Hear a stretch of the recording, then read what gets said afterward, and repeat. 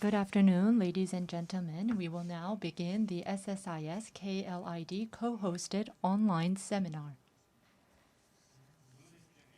Today, the theme is COVID response in Korea and abroad.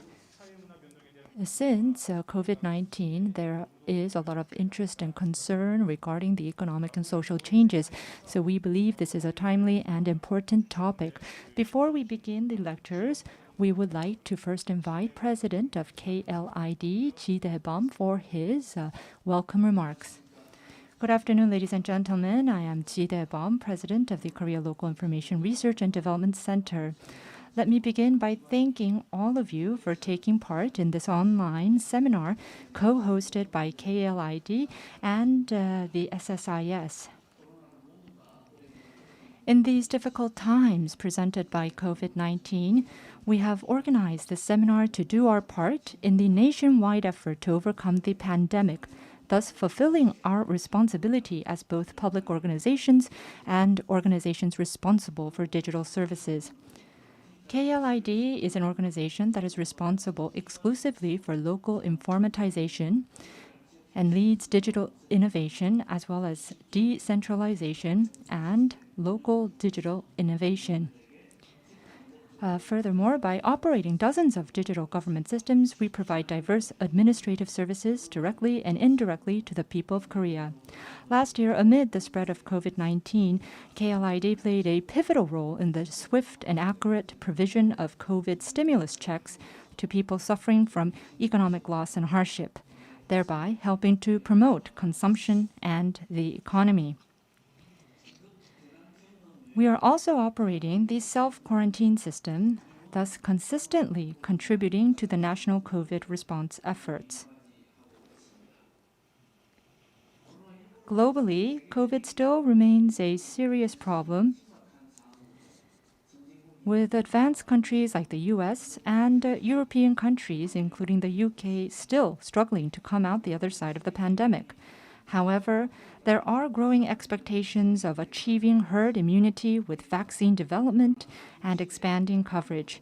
This is spurring discussions on the topic of the post-COVID era. Korea is actively utilizing digital strategies and tools to overcome the pandemic, perhaps more so than any other country in the world. In fact, this approach is now known globally as K-quarantine. Korea should share its COVID response strategy with the international community and also join in on discussions on how to prepare for the post-COVID era. In this online seminar, in which we are joined by medical and health professionals from home and abroad, we will compare and review best practices in COVID response and discuss the way forward for Korea. After the presentations, we have a lot of time for discussions as well as questions and answers, and I look forward to the active participation and engagement of the participants. Furthermore, your active feedback, any requests or advice on the seminar will be appreciated and ensure that we organize more meaningful and helpful events in the future. I would like to thank our co-hosts, SSIS, and all involved once more for their hard work in preparing and organizing this event. Thank you. President Ji Dae-bum, thank you very much for your opening remarks. Next, I would like to invite President Im Hee-taek of Korea Social Security Information Service for his congratulatory remarks. Good afternoon, ladies and gentlemen. I am Im Hee-taek, President of Korea Social Security Information Service. In this very pivotal juncture as we overcome the COVID-19 crisis and prepare for a new future, it is a great pleasure to be one of the host organizers of today's seminar, jointly hosted by the two institutions leading social security and local informatization, respectively, in the Republic of Korea. I would like to extend my gratitude to Professor Lee Jong-gu of Seoul National University, Health Counselor Nina Monrad-Bohl of Embassy of Denmark in Korea, and Dr. Noralina Binti Nordin Merikan of the Ministry of Health of Malaysia for gracing their invaluable time to present at the seminar. I would also like to express my gratitude to President Ji Dae-bum of KLID for offering his unswerving effort in jointly hosting today's seminar, as well as all participants here with us today. Korea Social Security Information Service, or SSIS, is a central organization in charge of social security information platform representing the Republic of Korea. We engage in informatizing the entire work process of selecting welfare recipients to post management, and we establish and operate an information system to offer health and welfare-related information to the public. Simultaneously, we are an expert organization that supports government policies. The SSIS is concentrating its organization's capacity to overcome COVID-19 and putting in its utmost efforts to enable the government's disease prevention and control policies be implemented in a timely fashion. In the early phases of COVID-19 outbreak, we established a screening station management system to support swift prevention and control efforts. Also, for infection control of those entering the country from abroad, we developed a self-check mobile application to actively respond to preventing the spread of COVID-19. Also, to swiftly and accurately obtain information on those that visited publicly used facilities, and to have that information be used in epidemiological investigation to counter the spread of infection. In addition to focusing on protection and disposal of personal information, we established and operated the KI Pass, which is an access registration using QR codes, which was an example of the diverse efforts made by SSIS. To overcome COVID-19, not only SSIS, but many organizations, including KLID, is making multifaceted efforts. However, we all know now that based on the past year's experience, that the COVID-19 pandemic situation cannot be solved by the efforts of a single country. In order to overcome this global crisis, cooperation among countries is crucial, and sharing and spreading and disseminating best practice cases of each country and conducting jointly disease prevention and control efforts is paramount. Against this backdrop, I hope today's seminar can contribute to strengthening global cooperation, and I hope the exemplar cases of different countries will be well disseminated so that it can be utilized appropriately based on the circumstances of individual countries. I would like to once again extend my gratitude to all participants, and I truly hope a COVID-free world come to fruition as quickly as possible. Thank you very much.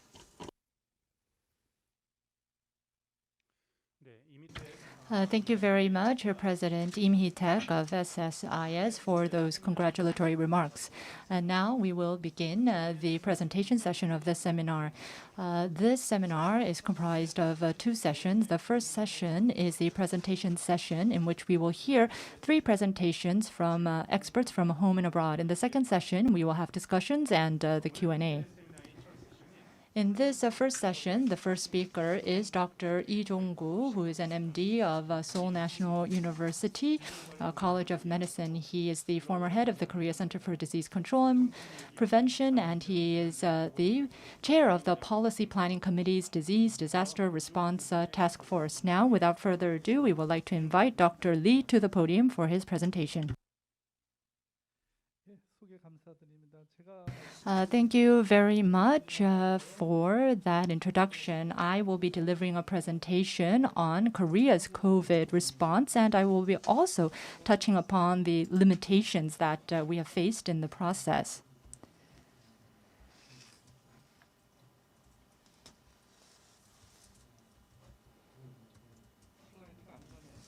I would like to go to the next slide.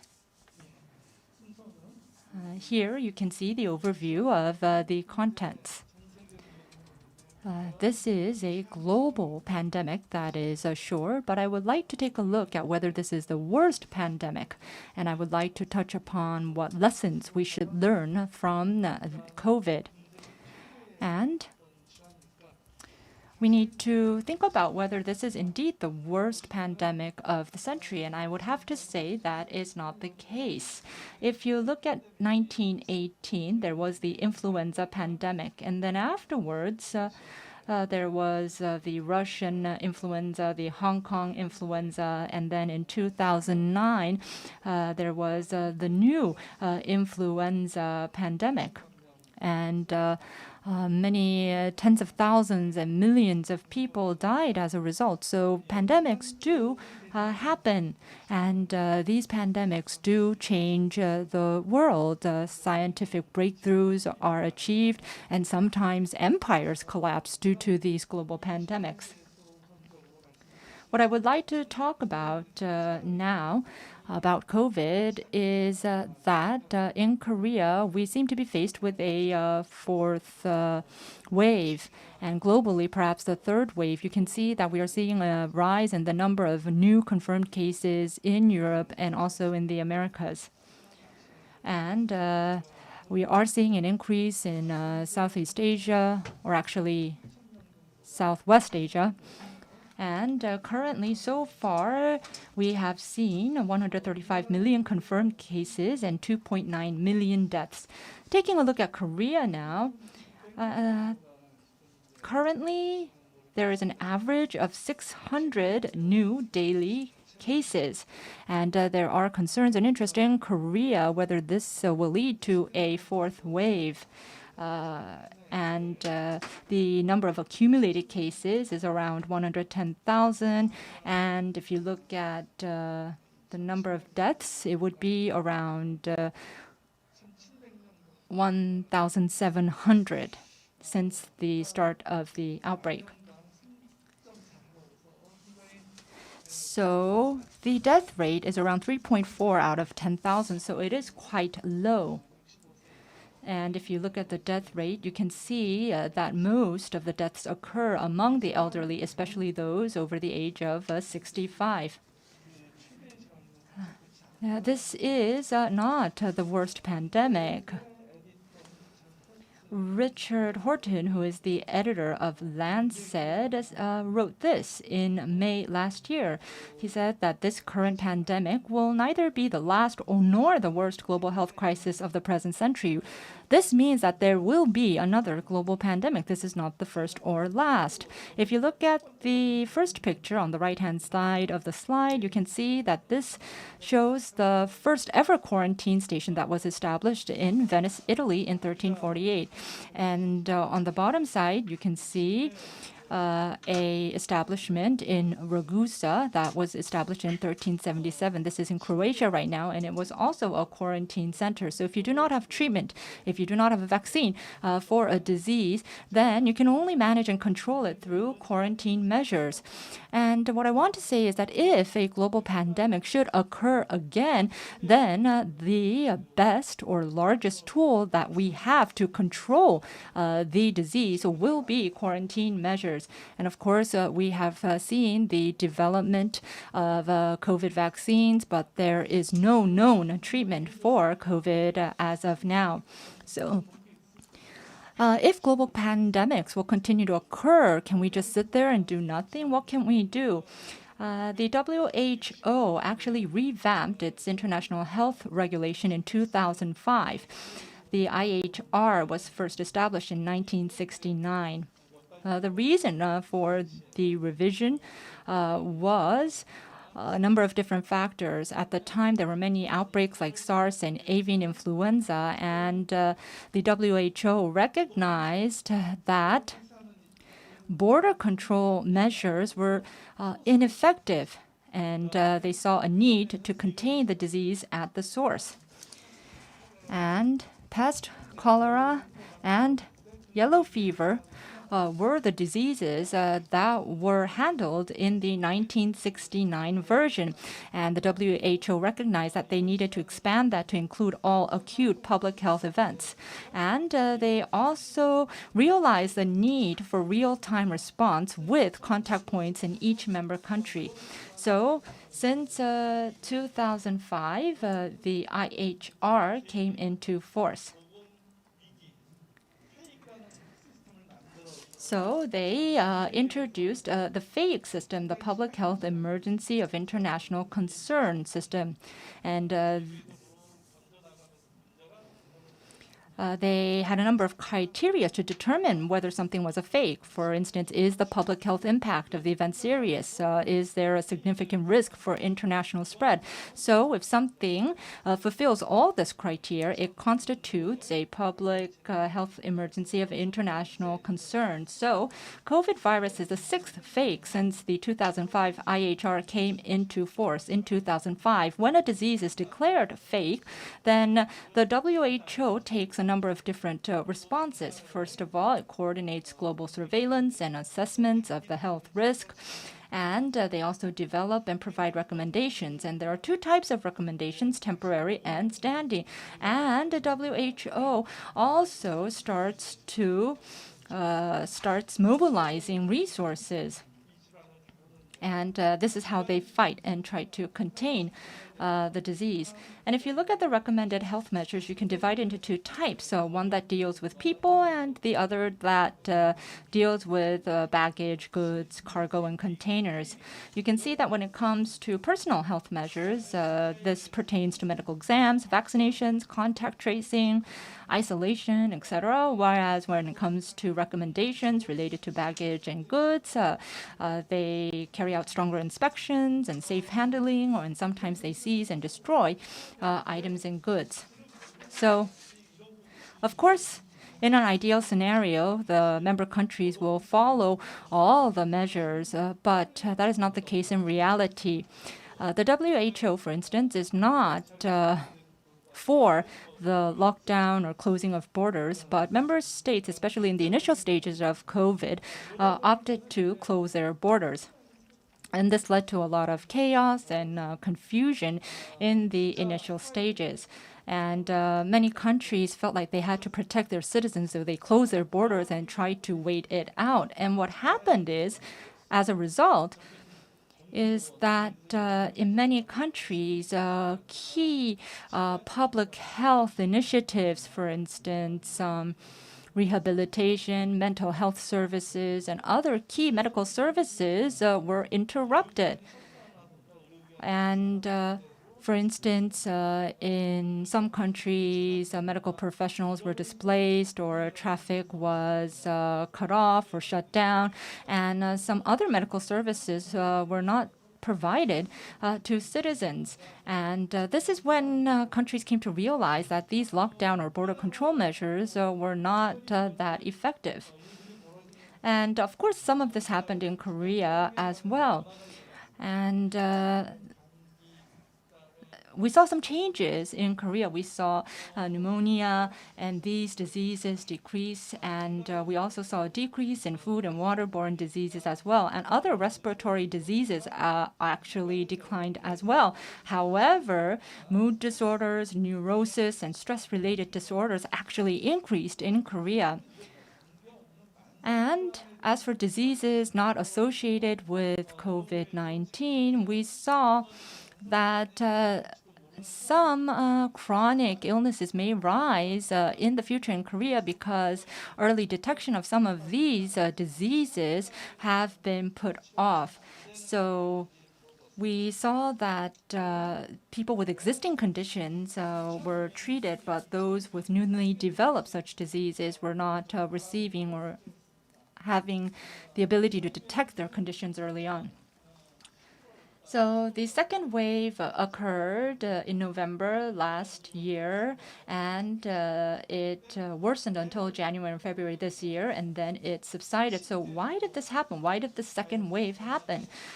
Many experts are looking at the virus and what sort of changes have happened within the virus. And it is true that there were changes in the virus, and we were not aware of any variants until early January. So here you can see the variants of coronavirus. One from Brazil, one from South Africa, and one in the UK. And how did this impact COVID-19? How will this impact the vaccination that is going on? Many experts are still concerned about these variants and their impact. Will the transmission and severity of COVID change due to these variants? It has been noted that the transmission rate has increased and the severity has also increased as a result of these variants. What is most notable about COVID is that the infected can transmit the disease to others even before the symptoms are shown. And the symptoms actually disappear after about a week of infection. And that is why quarantine and isolation is key to containing this disease. And that is why contact tracing is so important if you take into consideration the natural history of this disease. And if you look at the triage of patients, in China, around 80% of infected had a moderate case. If you look at Korea, 90.9% had moderate cases. This means that 80 to 90% of infected people do not need a special treatment. They do not need oxygen treatment, but the other 10% will go to the ICU and they are more likely to die. And I think that the 2 points that I shared with you now, the transmissibility of the disease before symptoms show and the triage of patients is key in containing this disease. Also, if you look at this slide, you can see that household transmission rates are 6 times higher than non-household contacts. And so these are the 3 key characteristics of this virus, and we need to take this into consideration in coming up with quarantine measures. If you look at the host, there have not been that many changes. Initially, many of the elderly were more at risk for COVID.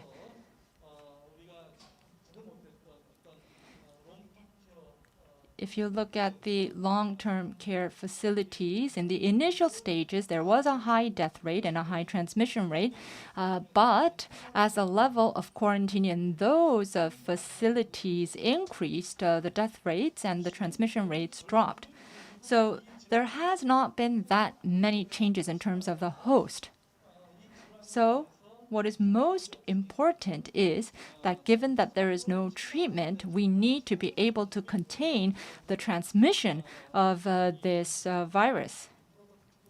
And when we think about that, we often refer to the reproduction number. So we need to work to reduce the reproduction number. And that is why the government carries out shutdowns. And so the second wave of came as a result of easing of social distancing measures and reopening schools.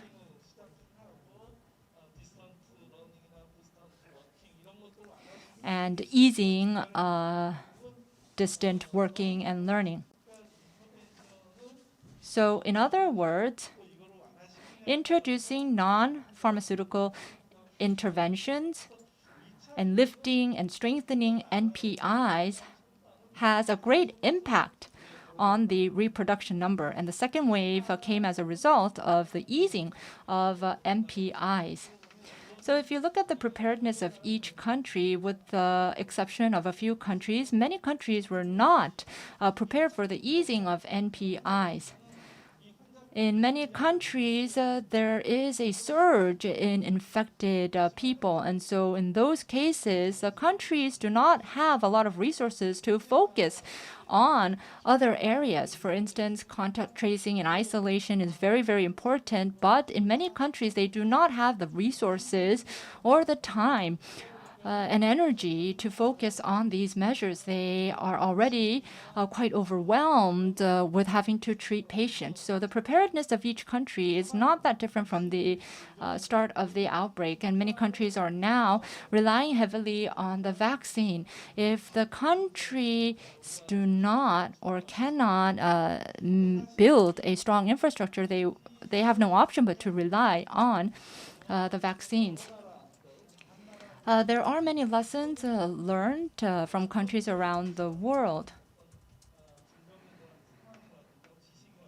First of all, there is a knowledge of infection status, and we need to be able to disseminate that to the public. And this needs to be used to encourage the participation of the citizens. And we also need to be able to manage an increase in patients. That means bolstering the health system of a country. And also, when patients or people who are infected travel abroad, we need to have border control measures.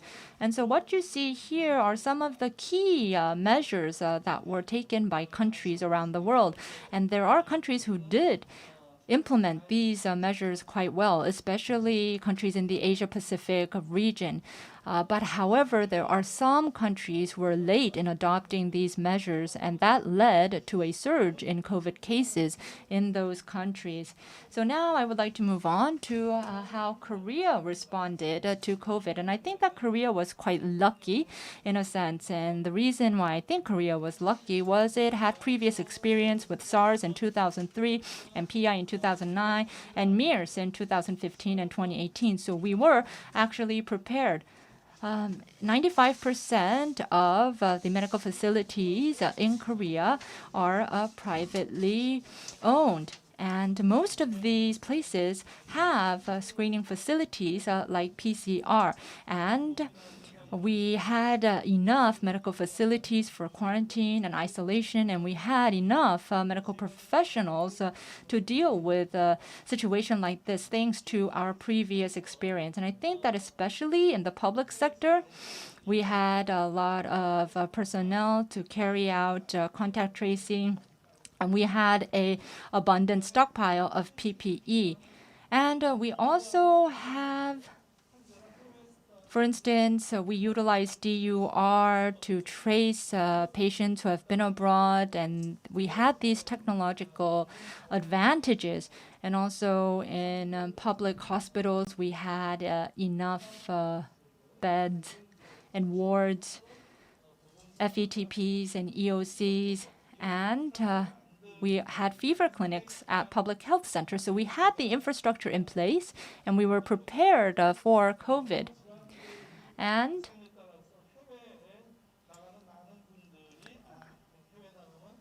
many Koreans were aware that they could actually catch a disease abroad.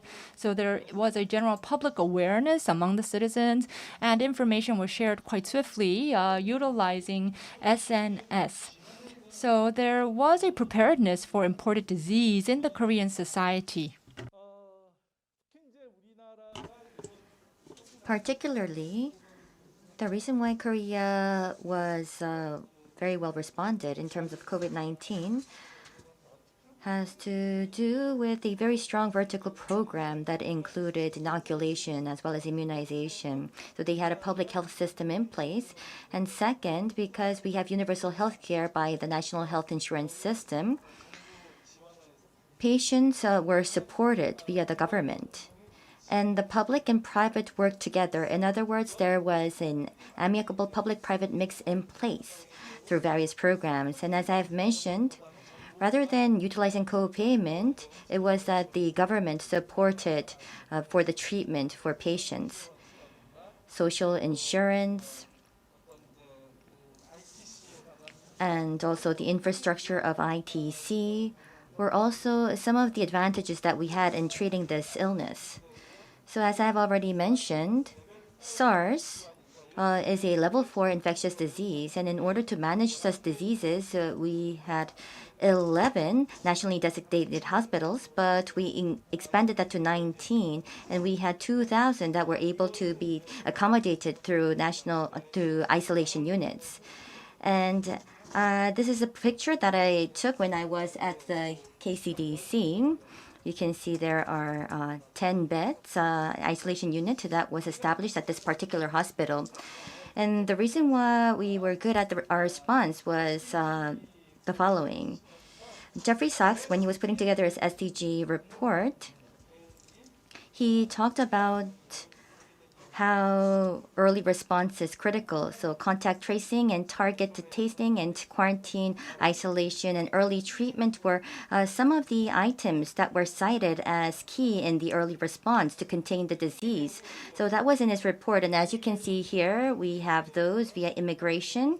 So from the airplane, they're managed and controlled. And when necessary, there is isolation, quarantine measures in place. Not only that, if there's a fever screening and applications and PCR testing, we were able to control the flow into Korea. So there was good border control. And not only that, in the communities, there are fever clinics, and also in the district health centers, there are swift screening measures in place. So with regard to screening, contact tracing was also critical. CCTVs and other equipment and facilities were utilized to trace the contact. So they were triaged or classified, and those that had mild symptoms went to mild hospitals. And depending on the severity, some were sent to the hospitals that can deal with severe cases. And not only that, for tracing purposes, we also utilized the QR codes. And you can see that the overall circulation was tracked and traced. And not only that, here, the emergency service unit, through their triage, has been proven very helpful in the process. 80% of natural deaths, or 90% of deaths, you can see, had to do with oxygen. So you can see that the patients were classified, and they were not all sent to these tertiary hospitals. There were hospitals which were actually started off from dormitories. They changed the facilities of the dorms to make this into hospitals so that we can prevent the overflow into tertiary hospitals. So in other words, the medical facilities were systematically managed, and I believe that this was also one of the success factors of Korea's response. And also to deal with critical cases, transfers and designated hospital systems were put in place. In other words, we had a network of hospitals. With the surge of patients, and when we do see a community spread, there are measures that can contain this spread, and those include behavioral changes that would include wearing masks, washing the hands, cough etiquettes, and frequent ventilation. So in other words, these behavioral changes were quite keen in containing the disease across the community. There was also contact tracing and social distancing that contributed to containing the spread. In other words, it's about closing the workplaces, the schools, and reducing the number of sporting events. And you can see that this can be all brought together and summarized into the acronym BTS. So the BTS countermeasures have enabled us to prevent the community spread. We can also call this as non-pharmaceutical interventions. As I've already mentioned, washing the hand, wearing the mask, these are critical elements. From February, we've put on our face masks and making sure that we have the right coughing protocols. And social distancing is also something to note. We've put together a system for social distancing. For instance, we have level 1, 2, and 3. So originally it started with 3 levels, but we added additional levels of 1.5 and 2.5 to have 5 levels. So in level 3, more than 10 people cannot gather together. In level 2, indoor, only 50 people, and our outdoors, only 100 people can gather. And for level 1, there was a lot of PR and promotion efforts to the public. And for sporting events, for level 3, they're all closed. And as for social services facilities, in level 3, everything's all closed. And at level 1, it can resume. So there were certain criteria and guidelines that were put in place so that we can all adhere to social distancing guidelines. And in order to expand social distancing, the government offered stimulus checks. This was an incentive for the government suppression strategies. We utilized ICT to select eligible people. And not only that, they did not necessarily have to go to bank to cash in the checks. They were able to utilize internet connection to cash in their checks. So the ICT came very handy in this process. In addition, in order to change the behavioral, to induce behavioral changes, there was a lot of convincing, changing or amendments to rules and enforcement. There was education and training involved. There was also exemplar or best practices showcased on TV. And not only that, we changed the environment or the circumstances. In other words, we had a supervisor or a manager on quarantine to make sure that social distancing guidelines are adhered to. So these were some of the behavioral intervention methods that we put in place. And thanks to these efforts, well, finally, you can see that vaccination would be the very last stage, and we were able to come to at this current state. There are about 7 vaccines that can be used to bring up herd immunity. We have Johnson & Johnson, Pfizer, Moderna, and AstraZeneca, and we are trying to bring up the herd limit. By the end of this year, maybe November or so, we're going to have close to 70% of the population vaccinated with these vaccines. But of course, there are some concerns where if we do have a surge of patients, we should not only manage at the hospital level, but we also need to have home care facilities, and also to make sure that there's no transmission within the household. We need protection measures for the aged or the elderly. In other words, we need these community-based approaches that are necessary. And the second is probably one of the most critical part, which is about vaccine research and development. There was a lot of progress. We are currently putting together a monoclonal antibody, and we're currently engaging in vaccine trials. But what's most important here is R&D. R&D is critical in vaccine development. So with regard to R&D, a lot of cooperation will be necessary with various countries around the world. And right now, the most important thing is to respond to variants. It's true that maybe vaccine development up till now would be obsolete due to these variants. As mentioned, we have very swift transmissibility of the disease. Severity may change, and reinfection rates may also go up due to variants, because even if you are inoculated, you might get this infection again. So how should we solve this problem? The countries need to engage in joint efforts and has to engage in vaccination altogether. However, because financial resources are necessary here, it's very difficult to do. We have the rich and poor around the world, and it's important to provide equitable distribution of vaccine, but this is a challenge right now at hand. In 2009, in order to solve this situation or this problem, there were a lot of discussions underway. At the time, there were countries with vaccines and without vaccines, and the latter struggled. So what happened was WHO put together a COVAX facility where many countries would be chipping in or pooling their money to offer vaccines to low-income countries. And this vaccine is a public good. In other words, all countries need to have access to this public good or this vaccine. This is a critical element in this international community. However, for certain vaccines, you can see that certain countries or certain developed nations stockpiled on this vaccine, making it inaccessible for other countries around the world. However, going forward, international collaboration should be all the more strengthened, and WHO may be at the center in this process, or we can also have countries with diverse experience come together to engage in multilateral diplomacy in health, particularly PPE and various techniques, infection control prevention techniques, and ICT and R&D will be some of the elements where cooperation may be possible amongst countries, especially through bilateral cooperation. In Korea, we utilize applications, as I've already mentioned. We've engaged in contact tracing. There were many quarantine tracing methodologies and testing techniques that we've introduced. Various materials were utilized, and for patient care, we had ample experience.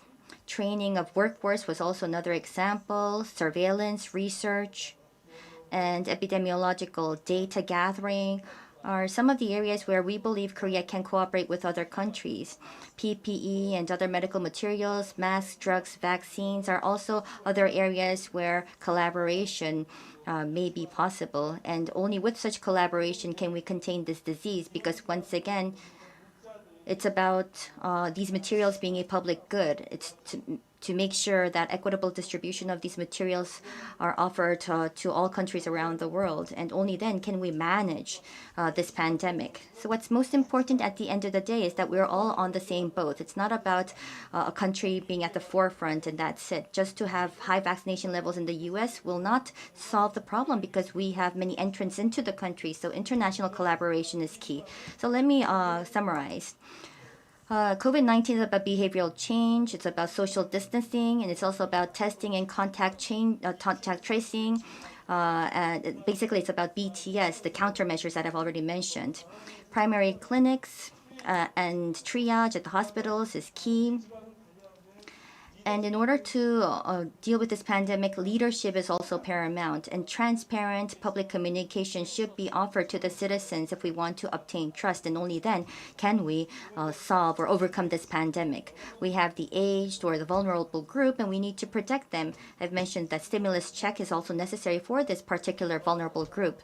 Global alliance and solidarity should all the more be strengthened in order to jointly tackle this pandemic. And as I've already mentioned, R&D is of course critical. And through R&D efforts, we will have to jointly develop vaccines as well as therapeutics. Countries all have to engage in vaccination together. It has to be a joint effort. But COVAX facilities can help developing nations and underdeveloped nations. We need to support them as well. And only then can we manage and tackle this pandemic. And a key characteristic of this pandemic or COVID-19 will be the variants. As you can see that the flu and a variant of the flu has led to this pandemic. It's a national selection process. And here as well, collaboration is important. We need to monitor, we need to engage in surveillance and respond accordingly. And with that, let me conclude my presentation. But last but not least, I want to say that COVID-19 pandemic will not be the last. Well, who said this?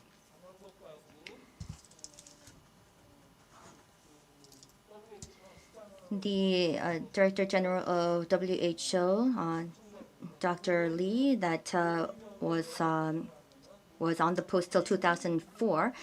And on his tombstone, it says, "We will move forward towards the goal of health for all together. Learning from the past, we can change the future of global public health." This was by the late Lee Jong-wook, Director General of WHO till 2004. So it's about learning from the past and being in this together, being this a joint effort. So this is on his tombstone. So I wanted to mention this because this is a very important concept in managing and responding to this pandemic. So with that, let me conclude my presentation. Thank you very much for your attention.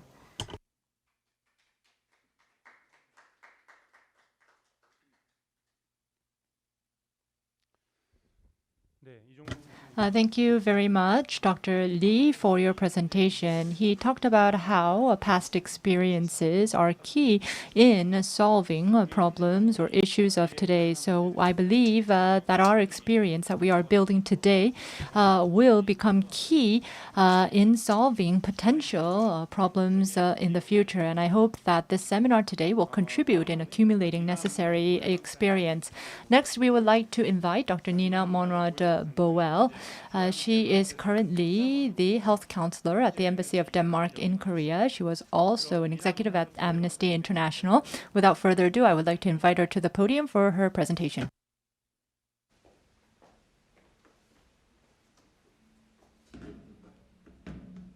Thank you very much. 감사합니다. So my name is Nina Boel, and I'm a medical doctor working at the Danish embassy. Okay, my role here at the embassy is to support the government-to-government collaboration on health between Denmark and Korea.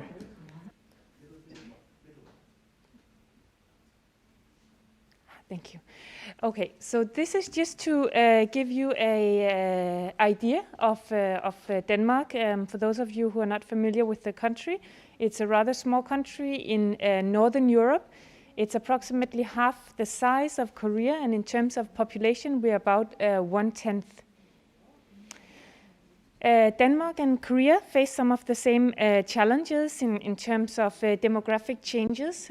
We both have aging population and of course more chronic diseases. And in terms of COVID-19, this is of course a challenge when we see a pandemic that hits the elderly part of the population unproportionately hard.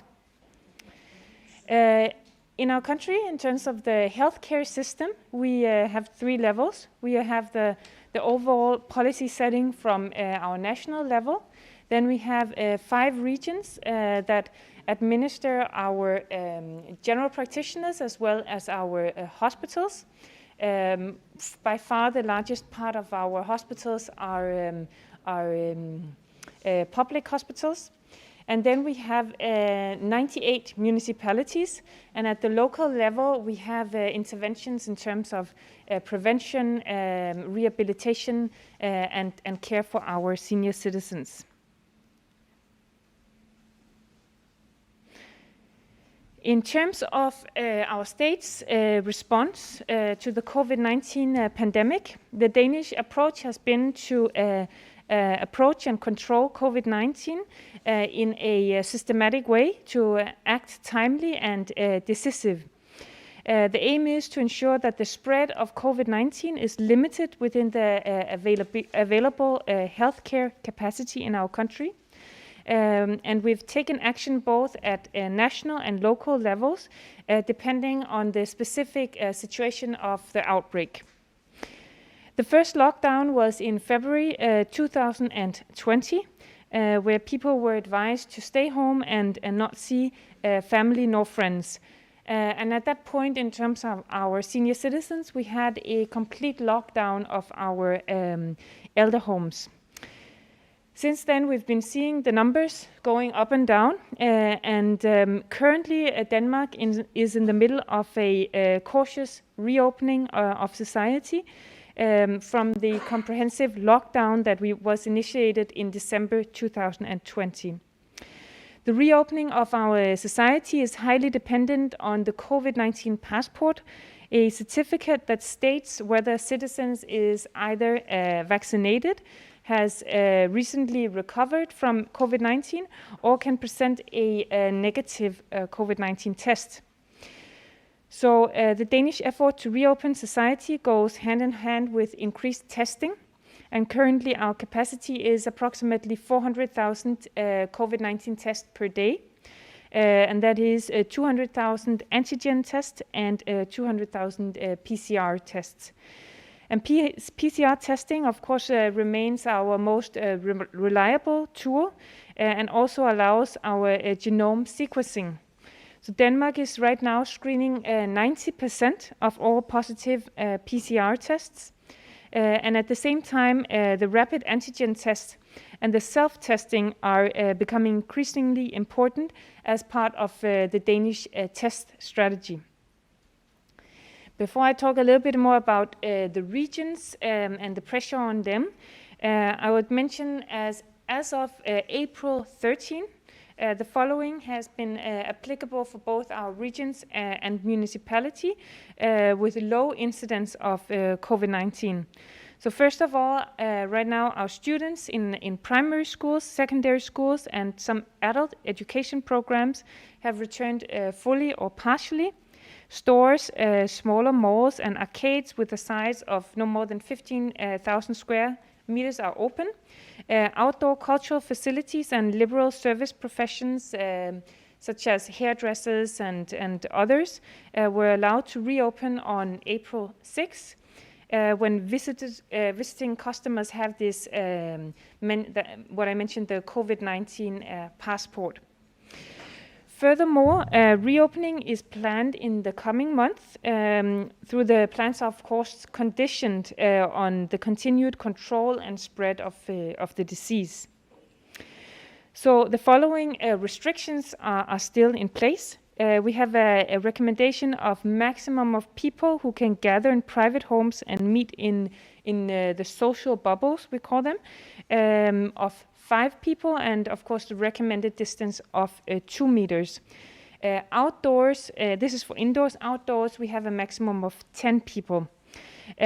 We also have a ban on indoor and outdoor on-site consumption of food and drinks at restaurants, and that is planned to open later in April 21st for outdoor and in May 6th for indoor. Also, in terms of cultural and sports facilities, they stay closed, but we hope to open for children under the age of 18, 21st of April, and adults on May 6th. So this is the reopening plan in phases. So as for the reopening, for the regions, they are responsible for our primary care in terms of our general practitioners, and then also for our hospitals. So of course they have seen a very big pressure on them during this pandemic, and through the state, we've secured them extra financing, and that also goes to the delay of the procedures that we had planned but have been postponed due to COVID-19. In terms of our municipalities, they are very much in charge of the prevention side and also information sharing and creating more awareness in society, and this is especially also goes for the vulnerable groups. The municipalities are also in charge of the containment of local outbreaks, and that of course is always with the advice and the support from our health authorities. So in terms of the healthcare system and COVID-19, I would like to highlight that we have a tax-funded healthcare system with no co-payment for the patients. So we don't have any patients who've been brought into financial trouble due to treatment for COVID-19. As I also mentioned before, we have the increased test capacity, and I will come back to that a little bit later. Sorry, it seems there's a little bit missing on this slide. I apologize for that. But what I want to tell you with this slide is that we have our general practitioners play a very central part in our healthcare system. So they serve as a gatekeeper to secondary care, but also as a first point of contact that is actually able to treat a lot of conditions in their clinics. And in terms of the COVID-19 pandemic, they have been in charge of handling the mild cases and some of them by phone consultations, and also in charge of sparing the hospitals for this overload if everyone was to contact hospitals. And I will also return to this briefly. So we have as I mentioned, a state-run healthcare system, and that also means that it's been possible for us to transfer staff and equipment between hospitals and between different parts of the country when that was needed during the pandemic. I would also like to mention that we have a very well-connected healthcare system, so it's available to share an individual's healthcare data, and that also means that it's been available to all relevant healthcare professionals in terms of COVID-19 treatments.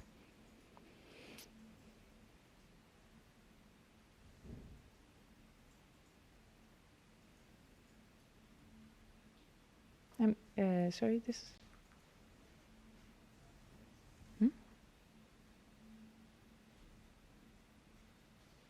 I'm sorry, I'm just having a little bit trouble with changing. Okay, now it came. Sorry about that. Changing the slide. Okay, here it is. Sorry about that. So, as I mentioned, the general practitioner playing a very important role in the healthcare system. We have, just to give you the picture, we have about 3,000 general practitioners compared to 18,000 approximately hospital doctors.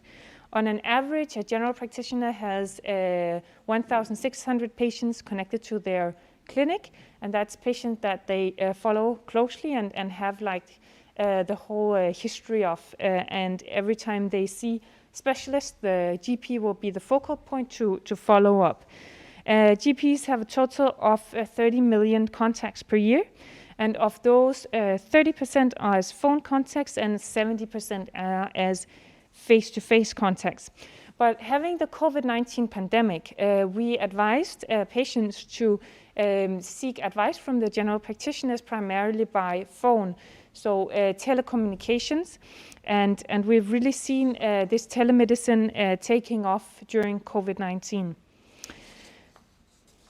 As I mentioned, the GP is a gatekeeper to more specialized treatment. Of course, there is, as you can see on this figure, a direct route to emergency care and also to dentist care. But during COVID-19, we've also made a direct route to COVID-19 testing.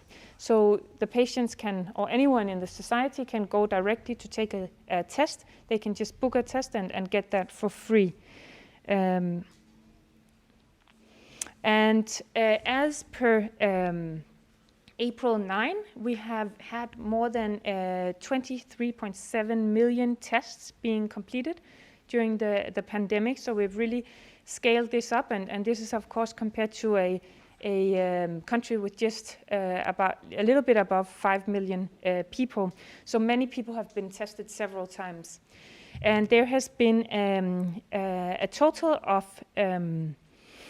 236,346 COVID-19 cases, and that is per April 9. And we have seen a death rate of 1%.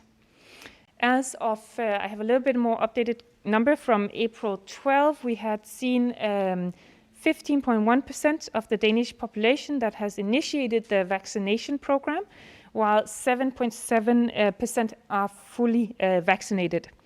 And when we get to receive larger amounts of vaccines, we'll be able to vaccinate 100,000 citizens a day, and that's just below 2% of our population in just one day, if we have enough vaccines available.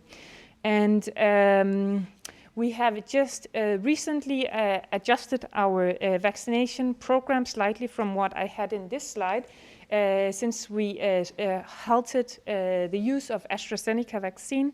So since that is out of the question now, then we had to delay our vaccination schedule. And that means that we are now aiming to have everyone vaccinated by the end of August.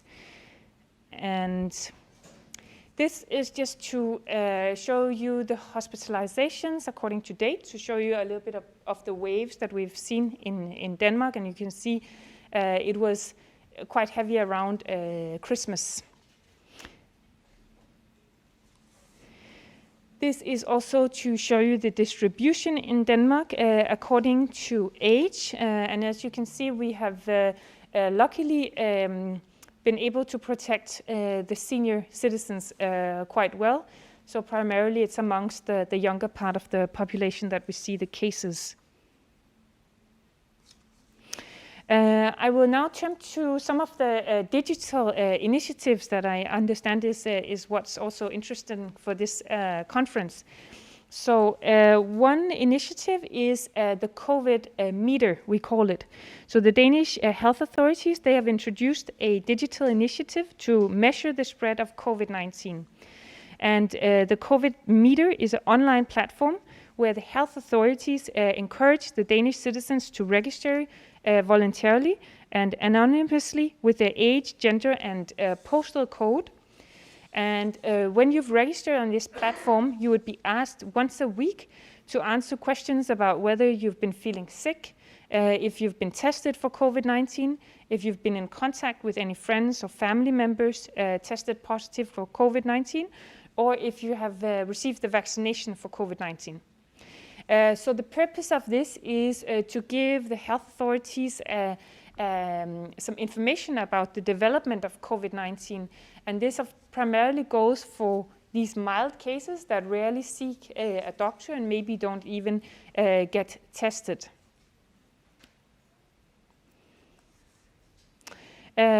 Furthermore, some digital initiatives. As mentioned, instead of having to show up physically at the doctor's practice, all patients have been offered online consultations with their general practitioners.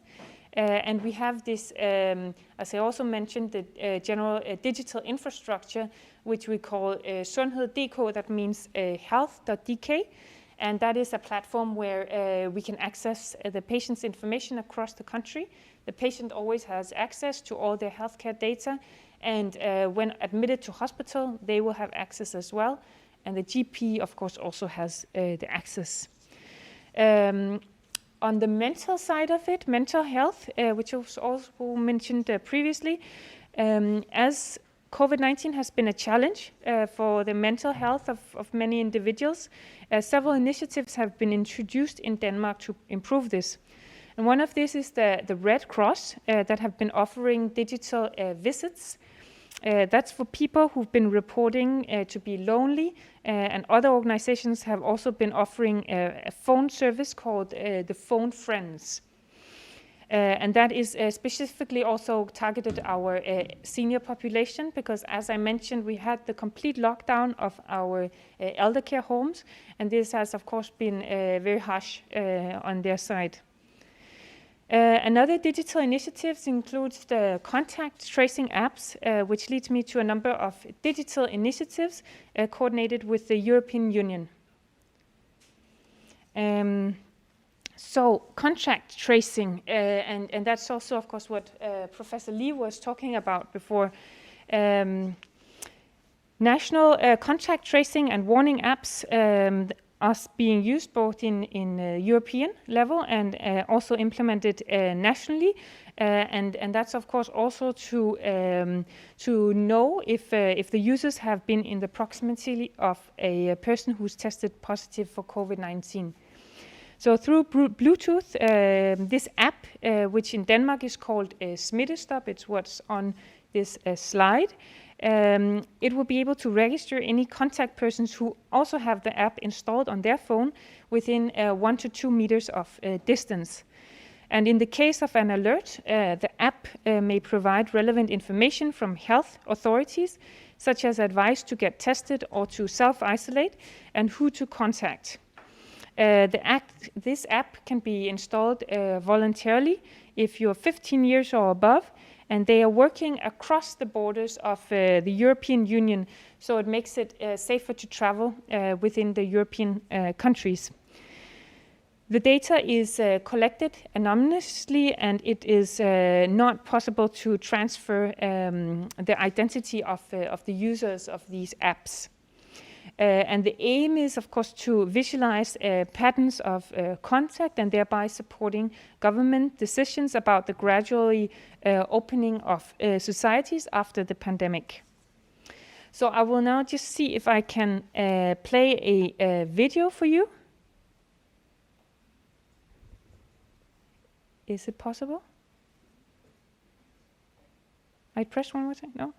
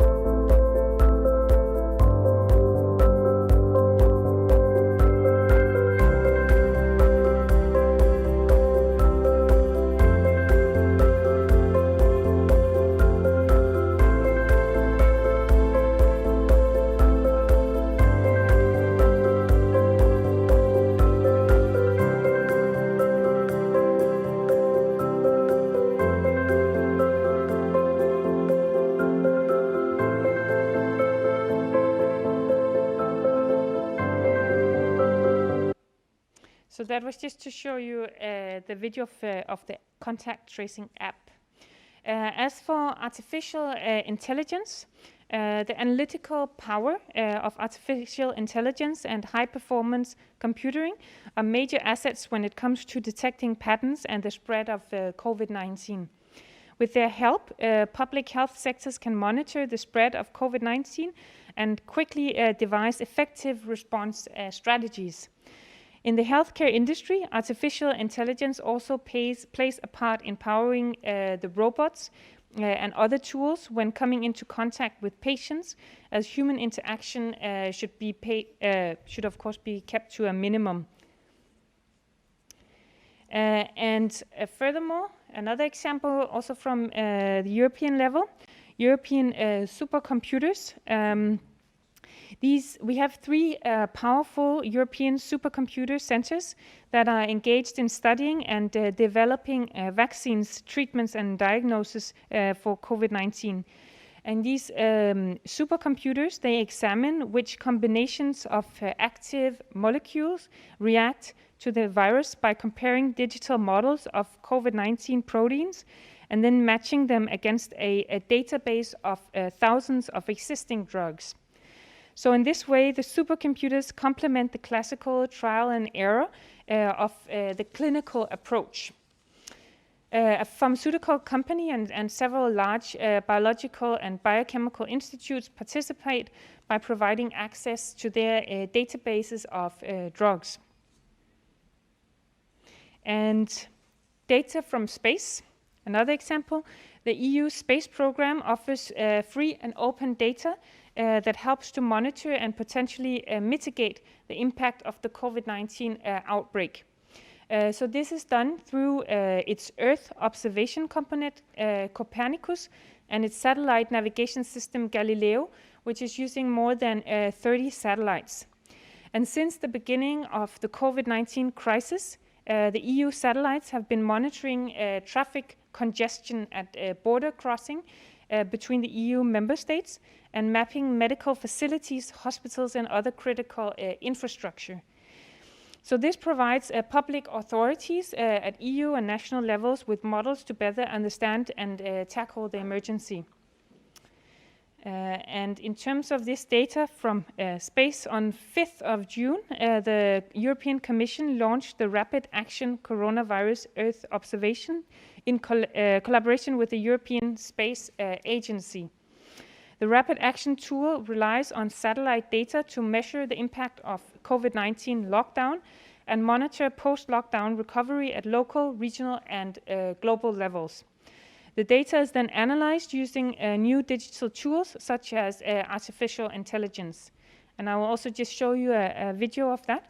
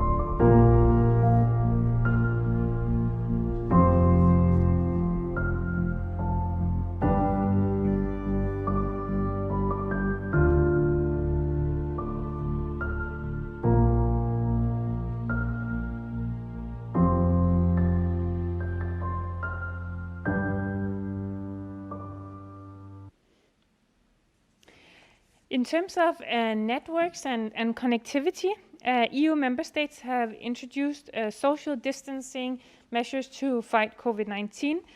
So, of course, as you all know, the demand for internet connectivity has increased dramatically. For instance, for teleworking, e-learning, entertainment, conferences, as we're having today. And this is straining networks in European countries. So to prevent network congestion, the EU has encouraged that streaming platforms offer standard rather than high-definition content, that telecom operators take mitigating measures to allow for continued traffic, and thirdly, that users apply settings that reduce data consumption, including the use of Wi-Fi. And the EU has set up a special reporting mechanism monitoring the internet traffic situation in EU member states to be able to respond to capacity issues. Also in terms of fighting disinformation, which I know you also have very important and a lot of focus on in Korea. Disinformation is spreading rapidly online and particularly on social media. At times, disinformation about COVID-19 can lead to serious harm or health risks. So in collaboration with, in the EU with Google, Facebook, Twitter, and Microsoft, there's been an agreement to actively promote authoritative sources, demote false or misleading content, and launch new tools that lead users directly to authoritative sources of information or provide accurate multilingual information on the COVID-19 crisis. And some examples of this include Google search giving prominence to articles published by EU fact-checking organizations, Facebook and Instagram directing over 2 billion people globally through resources from WHO and other health authorities. And Twitter's COVID-19 curated pages, bringing together the latest tweets from a number of authoritative and trustworthy government, media, and civil society sources in local languages. And YouTube displaying information panels linking to health officials on its homepage and in panels that appear on videos and searches about COVID-19, reaching more than 300 billion impressions around the world. The platforms has also been removing illegal content and COVID-19 disinformation. And the EU has set up a program to monitor the actions that platforms are taking to limit the spread of COVID-19 disinformation.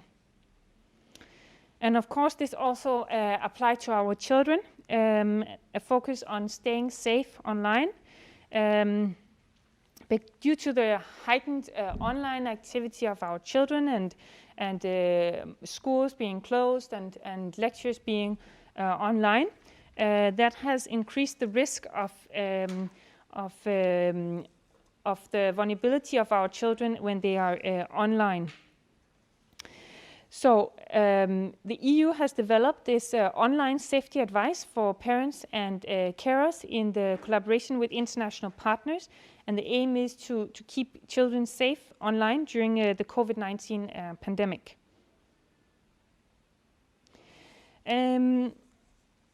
Furthermore, the EU is focusing on online scams related to products that allegedly can cure or prevent COVID-19 infections. And the EU Commission is working with online platforms such as Amazon, eBay, Facebook, and Google to discuss new trends and business practices linked to the pandemic. As a result, the online platforms have reported the removal of hundreds of millions of illegal offers and advertisements and confirmed a steady decline in new COVID-19 related listings. So in terms of the life after the pandemic, social distancing has transformed the way we connect, research, and innovate at work. To help employers, recruiters, and educators ensure that Europeans are equipped with digital skills in the post-COVID-19 context, EU has launched a new digital competence guidelines that include practical steps, key actions, tips, and online resources for digital users. These will help citizens make the best use of their digital competences from the perspective of the employability path, from education to sustainable employment and entrepreneurship. And in terms of the digital vaccination certificate that I also mentioned previously, in terms of the post-pandemic preparations in Denmark, we have introduced this COVID-19 certificate, and it will be an app that can be downloaded by all Danish citizens, and it will show test results, personal vaccination status, and it will be able to indicate whether you've been tested earlier on. The purpose of this app is to contribute to a safer reopening of the society in Denmark. Many EU countries have discussed introducing digital vaccination certificates, which would potentially make traveling around the European Union, especially for business trips, more easy. However, there are of course still pros and cons of these certificates, which are being discussed. So this marks the end of my presentation. I thank you for your attention. Thank you very much.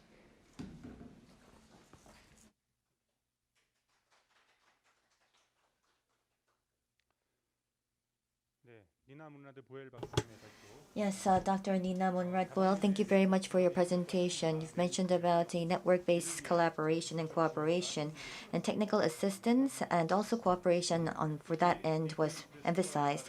And she also mentioned about in order to respond to crisis, to utilize ICT as well as digital technologies, as well as the necessity of policy support was the gist of her presentation.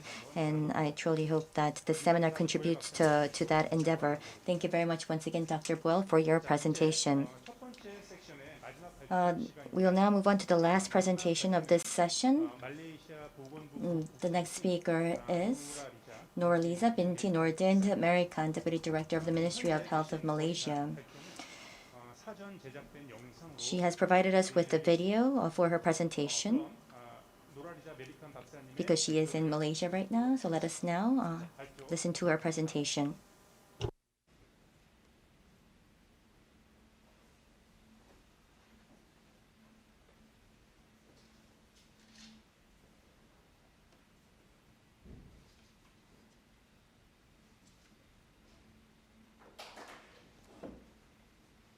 Very good afternoon to all.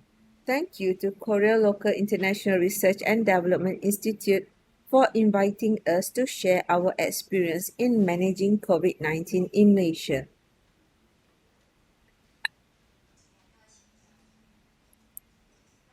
I shall give a brief on the current COVID-19 situation in Malaysia and what are the challenges and lessons that Ministry of Health faced managing COVID-19 for almost 1 year.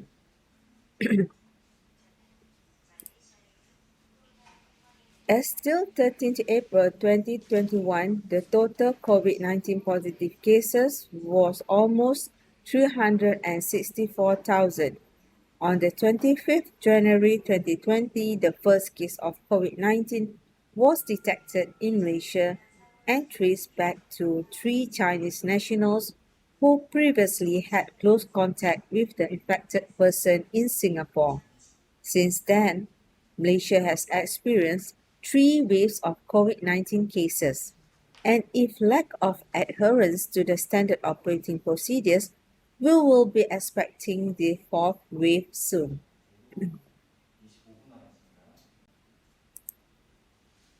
This summarizes the challenges and lessons learned in managing pandemic COVID-19. Leadership and teamwork were the important elements throughout the response of COVID-19. The pandemic of COVID-19 has demonstrated that good leadership and good planning at different levels are crucial. Factors that can leverage on having some foresight, even during such challenging times, includes previous experience on pandemic management and rapid synthesis of current evidence, which facilitates quick response to arising issues. Ability to predict the future based on data will add value for projection of health facility preparedness to the pandemic. Coordination across and between multiple levels, from central to state to district, from primary care to hospital, was essential in the implementation of strategies that were planned.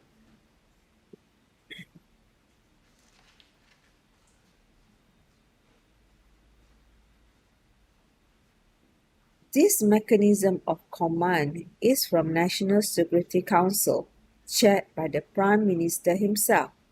The various ministries are involved in prevention and controlling COVID-19 at various agencies throughout states and districts. Ministry of Health played a crucial role in the prevention, controlling, and treatment of the COVID-19. The Director General of Ministry of Health is the chairman of the technical committee. Human resource is a crucial element in managing in the pandemic.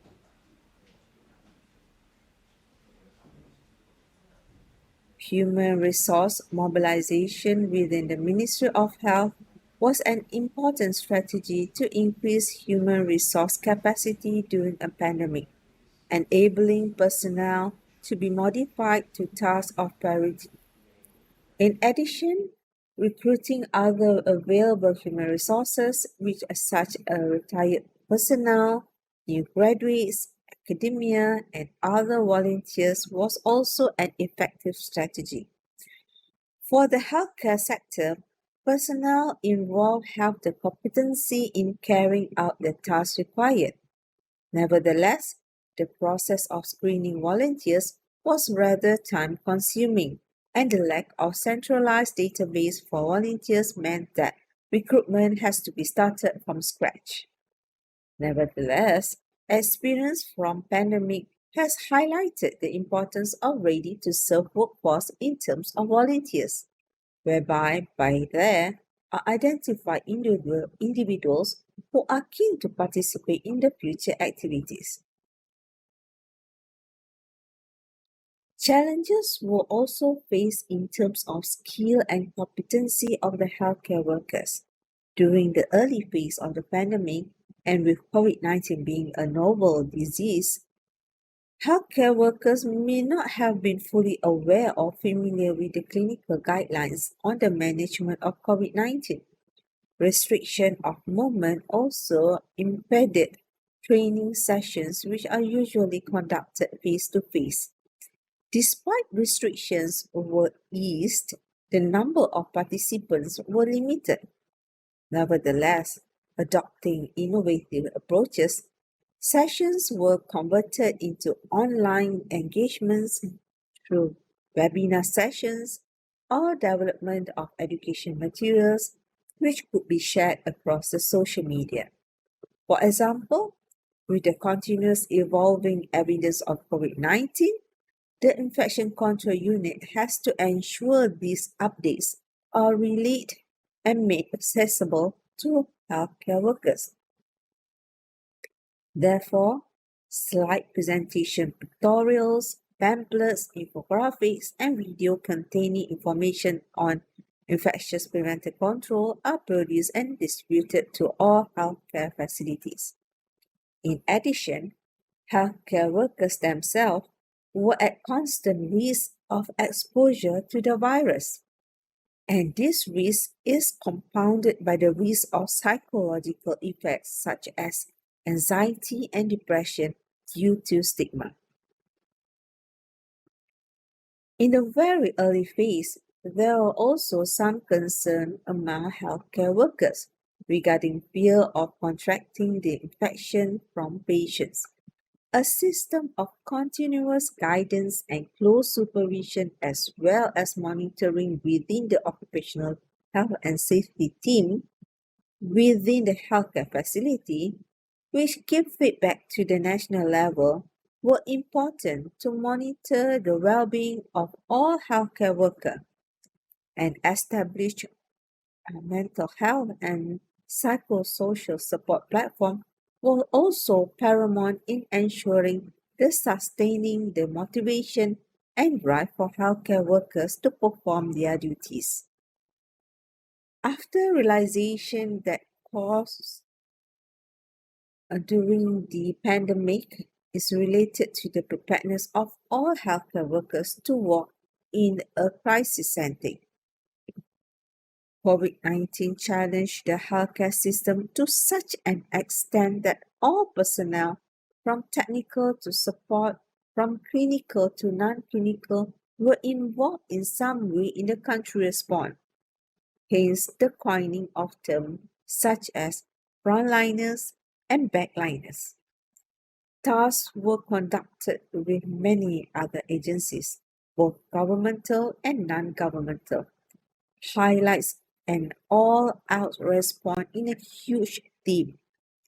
Hence, it is important for all personnel to have some form of training or preparation in public health emergency setting and working in tandem with many partners. These preparations are not only physical but also mental. Ultimately, the ability to anticipate possible related to healthcare workers during pandemic crisis will add value in ensuring more effective and efficient management. Indeed, the whole experience had taught an invaluable lesson of teamwork and coordination. The different strengths of respective personnel in the various teams harmoniously complement each other, creating dynamic teams that were able to respond potentially as the pandemic situation evolved in the country. Communication spanned across multiple levels and settings, enhancing various collaborations and cooperation. Good coordination at the ministry, state, and facility level is another critical element to ensure smooth flow in the process.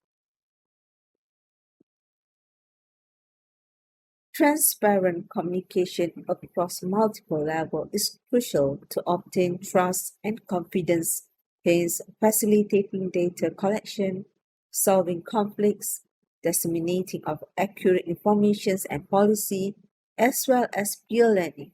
Furthermore, in times of scarcity, arose opportunities to strengthen partnerships with non-Ministry of Health and private healthcare sectors in sharing resources to increase hospital capacity and maintaining essential hospital services, while Ministry of Health facilities take on the role of treating COVID-19 patients. Another hurdle that needs swift addressing is the spread of false and fake information news throughout social media, which triggered panic among not only the healthcare workers but also at all levels. False news was disseminated among the public as well, prompting risk of misinformation and misinterpretation. This would increase the anxiety and fear in asserting which was already full of uncertainty and anxiety. Designated teams were tasked to address such fake news, providing the public a means to access verified information.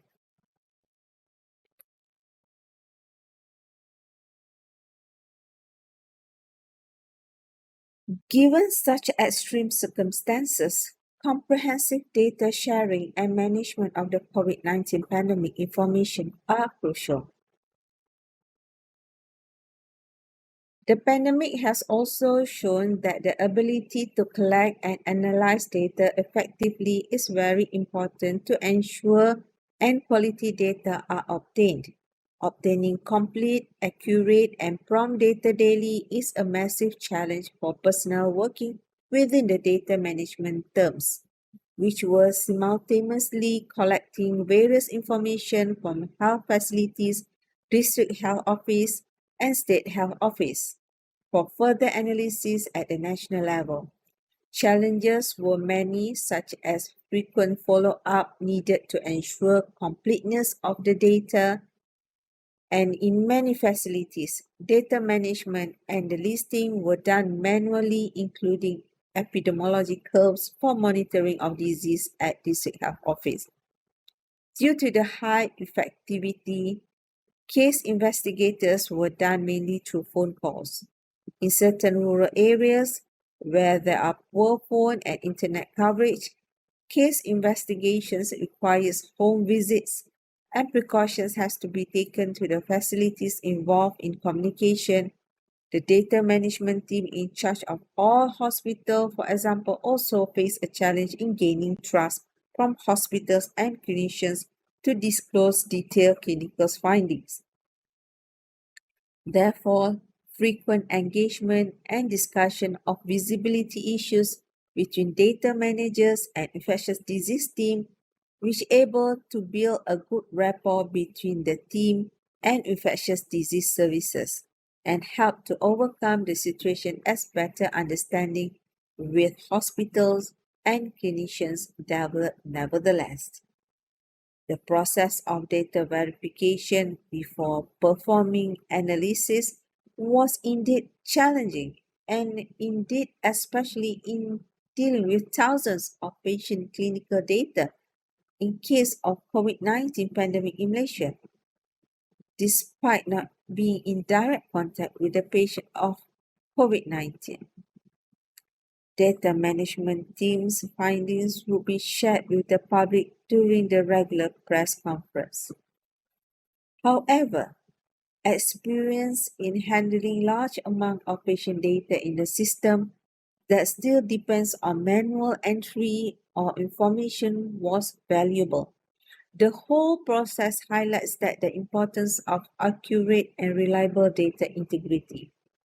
The challenges the health sector faces in responding to unprecedented public health emergency is also highlighted.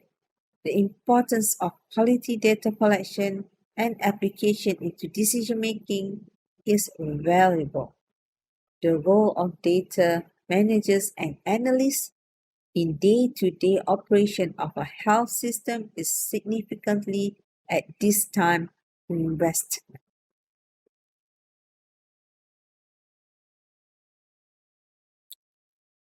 As the amount of medical equipment increases tremendously during COVID-19 due to prevention, controlling, and treatment of COVID-19 cases, procurement has to be made rapidly and parallel to the needs. Engagement with Ministry of Finance were commenced and the process was fast-tracked. As the number of cases increased, the resources in the Ministry of Health was stretched, and the private agencies' engagement was crucial. Various non-governmental agencies and private sectors gave contributions in terms of services and other means. When this pandemic waves in, the delivery of services has to evolve according to the change and need much improvement. The infectious control measures has increased with evidence of designated infectious area in health facilities are mandatory, and the special needs to specific services need to be considered and replenished.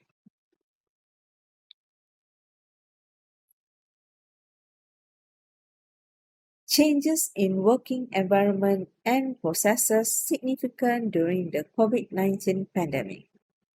With the movement restriction and need for infection prevention and control, organization management had to adapt to changes. For instance, within the Ministry of Health, several initiatives were taken by the management program with the aim of ensuring that response activities could be implemented smoothly in the field and ensuring good quality health services could be delivered efficiently despite the highly demanded requirement of COVID-19. One of the significant change was enabling personnel to work from home with circulars and guidelines produced. The guidelines provided explanation on the roles of departments working from home and shift rotation system were relevant.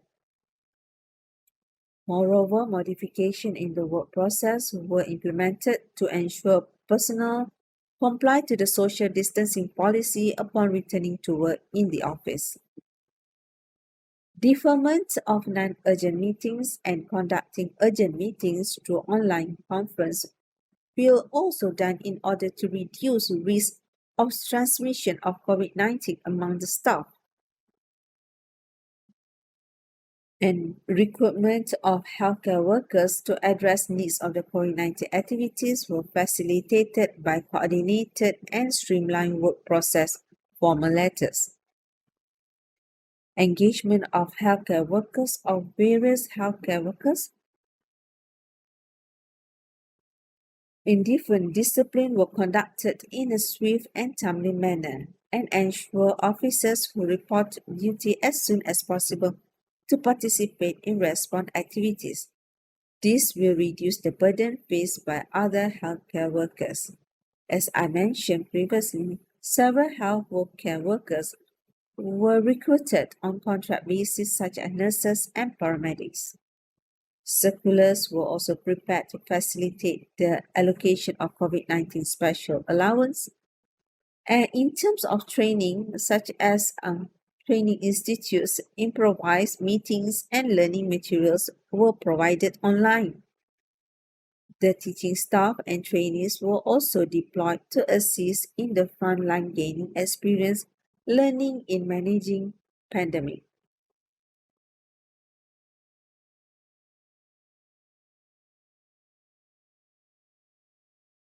This COVID-19 pandemic provided stimulus for many initiatives leveraging on digital health.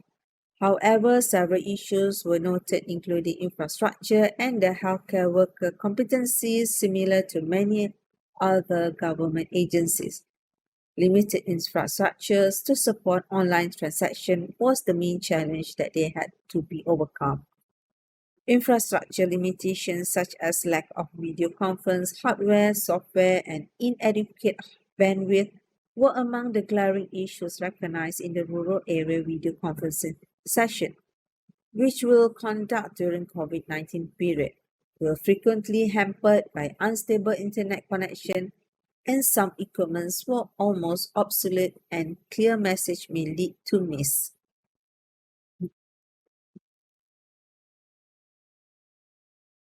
Undocked. Apps and system also pose its own limitations. For example, ensuring system security is important to keep data safe from hackers and data leak. However, infrastructure of the system would require a high-end server to host the current system. This implicates on the cost for future maintenance and upgrades of the system, which have different standards used by the existing system, present a challenge for Ministry of Health. The advantage of data gathered using digital means are numerous to begin with. Data obtained is less liable. Recording errors, which could occur when information is transferred from paper from digital recording, overcomes eligible handwritings discrepancy and the labor burden associated with manual processing procedure. And real-time data processing can enhance the efficiency of outbreak management at all levels, and this can be done by strengthening digital health capacity, moving towards steps to equip Ministry of Health facilities with prompt and adequate its support infrastructure in a relevant priority. Another issue and challenges pertaining to COVID-19 pandemic was an unprecedented high demands for COVID-19 treatment.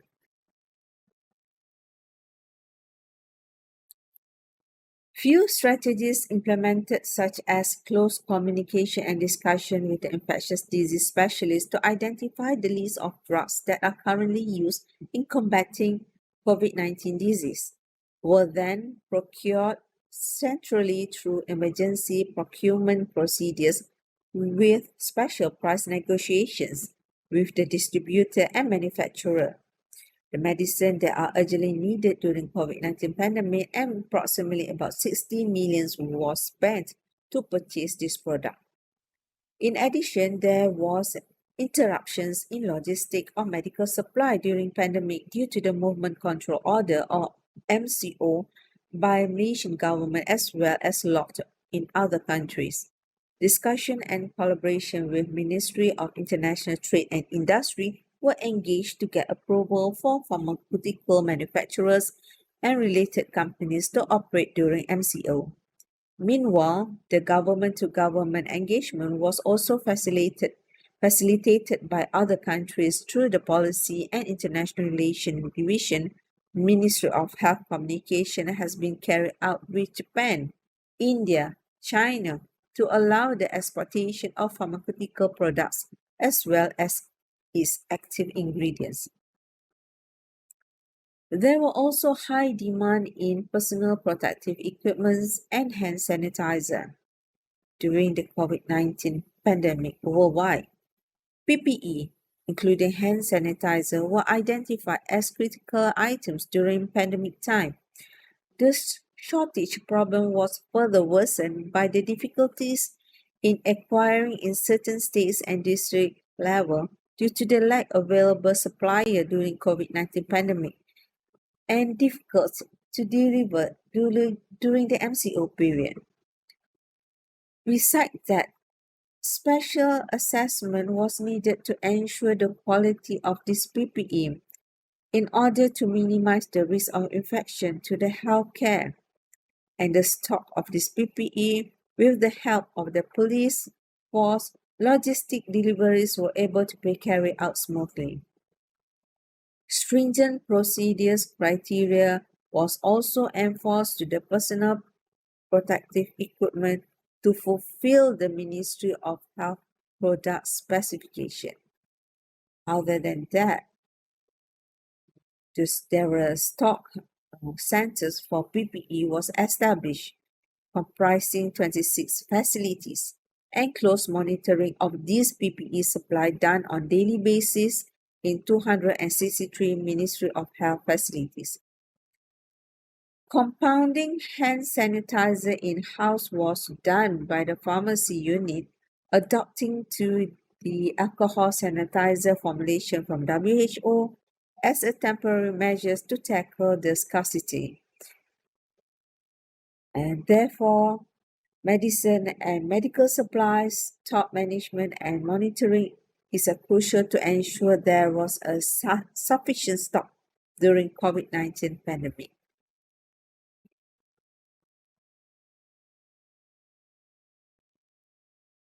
What is the perspective of the community? Ultimately, the pandemic has shown the empowerment of the people to share the responsibilities in responding to the pandemic. In a multi-ethnic and multicultural nation like Malaysia, a common thread connected to all citizens in motivating participation in activities from merely staying at home and fully adhere to the standard operating procedure and to voluntary work in helping. It was also learned that the incorporating the perspective of people was an essential strategy to understand the current issues. The sentiment analysis of the community was one of the approaches in understanding the perspective of the community at large. As the pandemic progressed and response activities continue, the hints of behavior change will be observed in the community, such as adoption of the new norms. However, as the nation moves into recovery phase, sustainability of the efforts is a concern, as there is a concern that the motivation of the public will also wane with time. Realizing that the most important role lies within the Malaysian people, we regard all Malaysians as frontliners, taking care of each other by adhering to the new norms. Thank you for listening.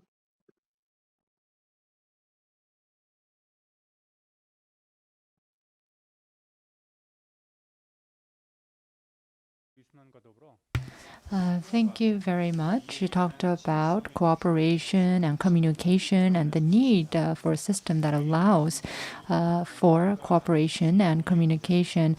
And she also highlighted how this is a pandemic and how we are all on the same boat. Once again, I would like to thank you for your presentation. And with that, we would like to conclude the first session of the seminar. We will take a short 10-minute break.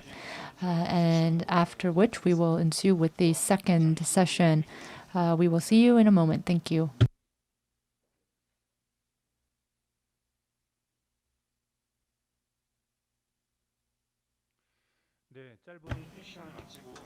We had a short break and we will now begin the second session. In this second session, we received questions in advance, and we got quite a lot of questions. And of course, we would like to entertain all of your questions, but due to time constraints, we will select a few and ask the questions to our panelists. Before we put forth the questions asked by our participants, I would like to pose a couple of general questions, and I believe that some of these questions might answer some of the questions that have been posed. So this is a question for all the panelists. With regards to your presentation, all the presenters talked about digital technology and information and data. Since COVID, we have seen a rise in telemedicine and the sharing of medical data and personal information, and there have been concerns related to this. Currently, there are a lot of regulations related to this information. Many countries now have regulations in place regarding telemedicine and medical data.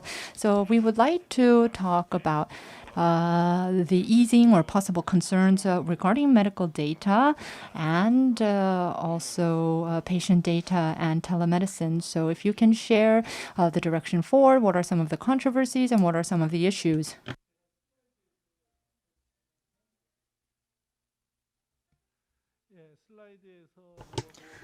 I did present with a couple of slides on this very point.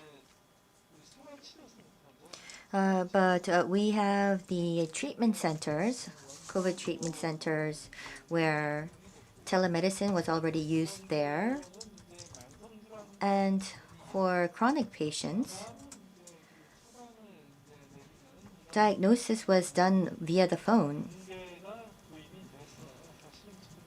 And this scheme was introduced and it's already up and running right now.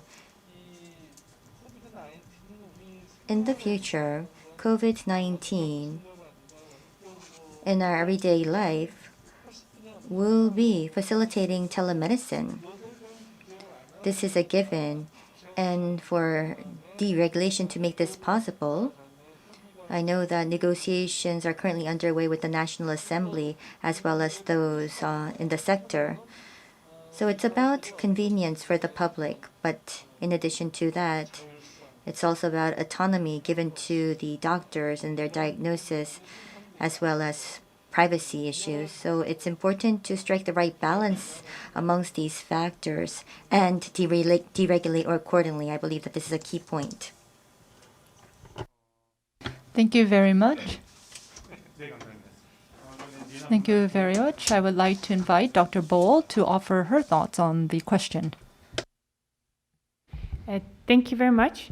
So this is a quite broad question, and is something that I was also talking a bit in several different slides in my presentation. So first of all, in terms of privacy, as I mentioned, we have the COVID-19 tracking app. We have them at national level, and as I mentioned, they also monitor across borders, so they can be used at a European level for travel as well. But these apps, they are voluntarily, so it's up to the citizens to actually download this app and to participate in this tracing. Furthermore, it's done anonymously, so no personal and private data will be shared within the app. And of course, this is, so it's not as comprehensive as we might see in other countries, because of course you need two people who have both downloaded the app and who are in contact, and one of them would be tested positive and submitting that information, and then the second person would be notified. So you need that to happen before you can actually use it for tracing. And we, so of course it's not as comprehensive in other countries where it is used at large scale. And also the other point in that is that that of course, so privacy issues we take very importantly, but the other part of it is we also want to trust the engagement of our citizens on this. So we also have a quite a bit of counseling when someone is tested positive. We ask them to contact their near contacts and on a voluntary basis inform them about the situation. So I think we depend a lot on the citizens' contribution to this. Also on the issue of sharing health data, our healthcare system is very interconnected.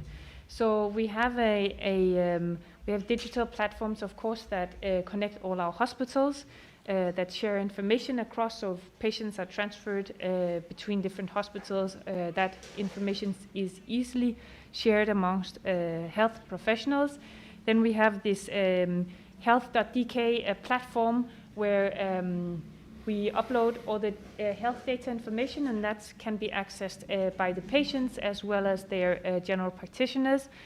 And if they consent to it, it can also be accessed at a hospital level. We have different types of checks and balances in that system because, of course, it's accessible by health professionals, by doctors. But of course, we have many doctors in the country, and we need to ensure that it's not misused, this access. So one of the security measures is that if we have a doctor who accesses the patient's health data information, and that a doctor is not currently allocated to have a treatment responsibility to the patient, then through the system, the patient would be notified automatically and have an alert in their, we call it the e-box system, which is an electronic platform of communication between the authorities and the people on many different areas. So this is just an example from the health system, would then give the notification to the person that this doctor has accessed your information. Is that correct? So if the patient feels it's not correct, it's easy to submit this as a complaint, and of course it's illegal for doctors to access the health data information without actually a reason to do that. So, but our country is very well connected when it comes to the flow of health data information for the patients. Lastly, I think in terms of the telemedicine, I would just mention that we've seen that there is a huge potential in this because of the COVID-19 situation. We've seen very vulnerable groups in our society who needed to be checked for their health conditions, and we've needed to upscale the telemedicine and the opportunities to receive consultations from doctors through phones, to also be able to continuously enable these vulnerable groups to receive healthcare professionals' advice and also prescriptions of medicines and the like. So of course there are also issues on this that need to be considered, for example, for new conditions, and of course you cannot examine the patients over the phone and these things. But I think we do see there also is a huge potential in actually protecting the patients from the infection risk that it poses to them to go to hospitals or go to GPs. Yeah. Yes. Thank you.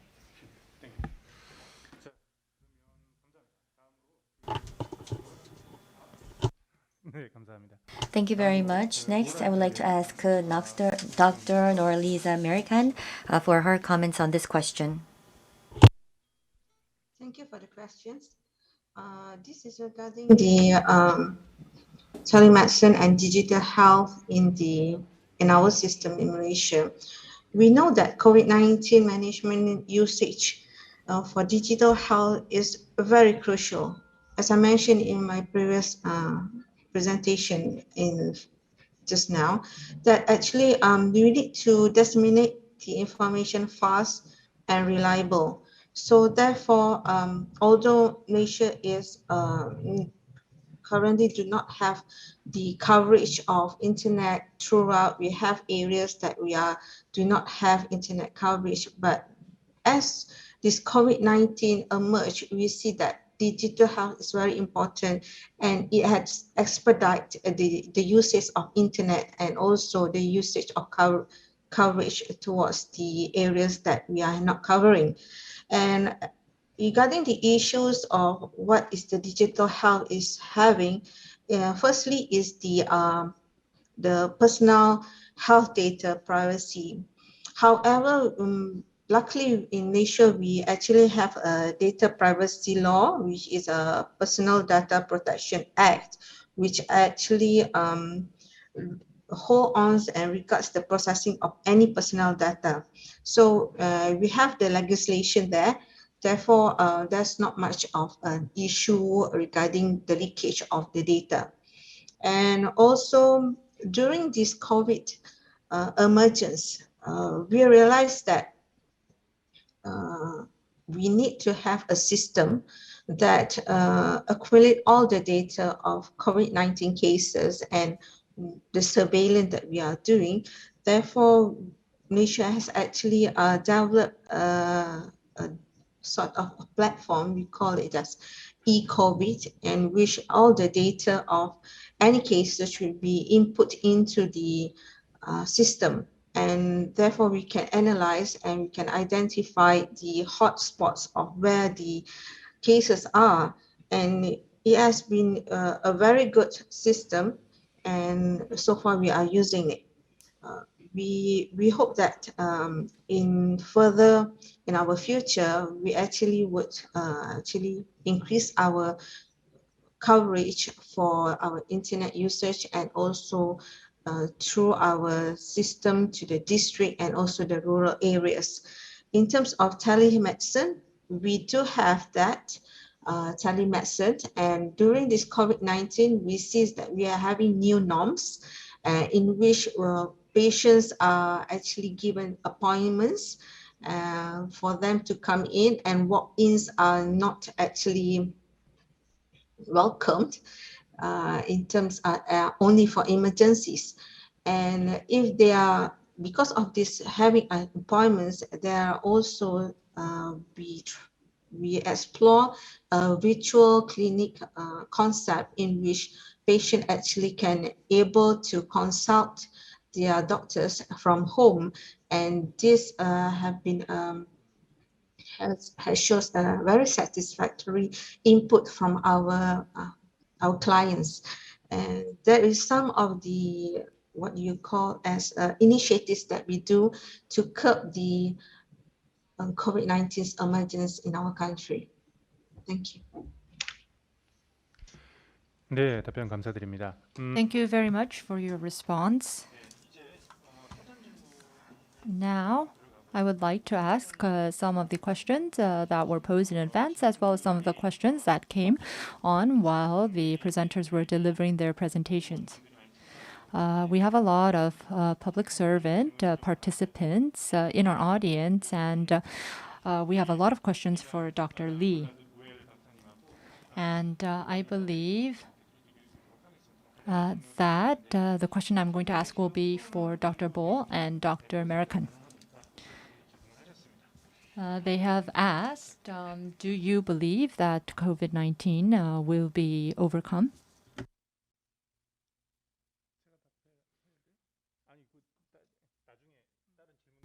Dr. Lee, you have many other questions, so this question is for our two foreign speakers.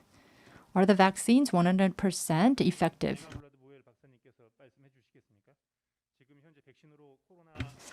There are vaccines now. Do you think that the vaccines will be able to protect the citizens 100%? And if not, how effective do you think the vaccines will be? That is a very good question, a very interesting question. Also a very difficult question, I think, for me to answer. I certainly do hope that we will soon see an end to this pandemic. I think that vaccines play. I think I need to answer this question from a personal point. But in my view, I see the vaccines playing an important part. I completely agree with what Dr. Lee was saying before on that the fact that we need to ensure equal access to vaccines across the world. We see these new variants coming, more mutations. I think as long as we do not keep everyone safe, no one will be safe. And I think that that this is one of the main challenges we have right now, that we are rolling out the vaccines globally too slow, that we do not have everyone on board. And I think as long as we don't do that, I think the virus will keep on having the opportunity to mutate, and that will, of course, affect every society across the world.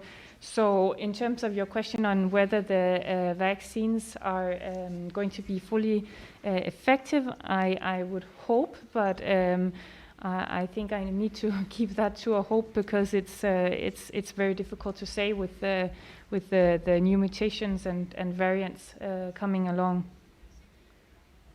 네, 감사합니다. 답변 감사합니다. Thank you very much for your answer.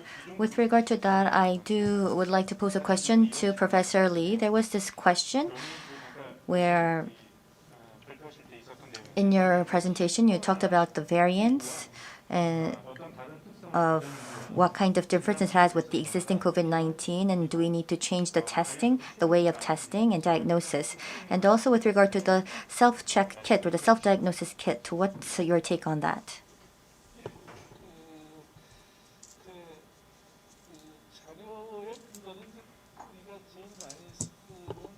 Well, we can say that WHO and the materials from WHO is probably the most credible out of the many materials. But in England, if you look at the strain there, from August to September, we saw that strain coming. And in more than 130 countries, we've been seeing the outbreak of the strain that we saw in England. And as I've mentioned, the speed of transmissibility has been going up from 50 to 70%. And in terms of the number of deaths, we've been seeing more severe cases. And the third point that I would like to mention is that early on it was very difficult to identify this virus, because the early self-kits were not able to diagnose or test or screen out the positive cases. Of course, we've seen improvements right now, but we do have those that were diagnosed in the past and those that tested positive, whether they now have antibodies. And based on the testing and the research, the conclusion was the following, where in the case of the strain from England,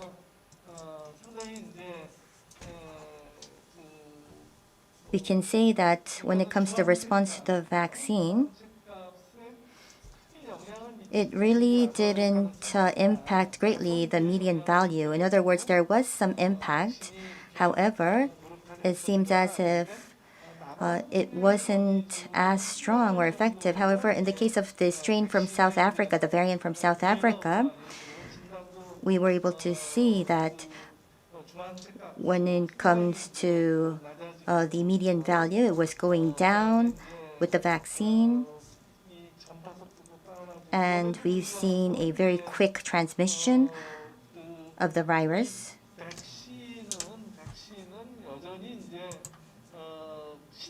But what we can say is that this vaccine is very different depending on the circumstance or the environment, whether so in the lab and in real life. So it's true that what we have right now is what we can work with, but it can be different depending on real life and in the labs. For the Brazilian strain, there is not a lot of information on that, so we cannot draw a conclusion. However, it's true that transmission rates will be very high, and whether the existing vaccine can impact it or not, well, I do know that there are some preliminary conclusions that it may have an impact. But when it comes to these mutants or variants, some may say that additional vaccination will be necessary. For instance, in Israel, we've been seeing high vaccination coverage. However, when it comes to this South Africa variant, we were able to see that transmission rates were 7 times higher than those that were not vaccinated. Israel used Pfizer's vaccine, But with regard to these new mutants or variants, the efficacy of the vaccine seems to be very low. So a revaccination is highly likely in Israel right now. And second, with regard to the self-check kit or the self-test kit, a couple of days ago, Professor Oh Byung-do, a colleague at our university, and according to his research, the sensitivity and the specificity was assessed. We were able to see that sensitivity was quite low. In other words, it was within the 30% range. So when we do use this in vaccination, it didn't seem as effective. For instance, it's not good at selecting the right patients. In other words, only 30% of the patients, it had only a 30% possibility of selecting or screening the patients that were actually positive, meaning that it's not a good testing or screening tool. That was the conclusion drawn. So it's important to improve the self-check kit going forward. And only then can we expand this out. But right now, for public health purposes, there are so many disadvantages, so it's very difficult to use it right now in reality on the sites. But if we find better methodologies, maybe we can use it in the future, but right now it seems a bit difficult to apply this in real life. Thank you for your response. The next question is related to the financial response to the pandemic. I'm sure you are all familiar with the situation in Korea, and I think that financial response was mentioned in the presentation from our speaker from Denmark and also Malaysia. So I would like to ask our two foreign speakers about the financial support that is being extended in each of your countries. Thank you very much for the questions. This is the financial response that extended to the country. Initially, when COVID-19 entered Malaysia, we assumed that we are able to curb the COVID-19 in a short duration of time.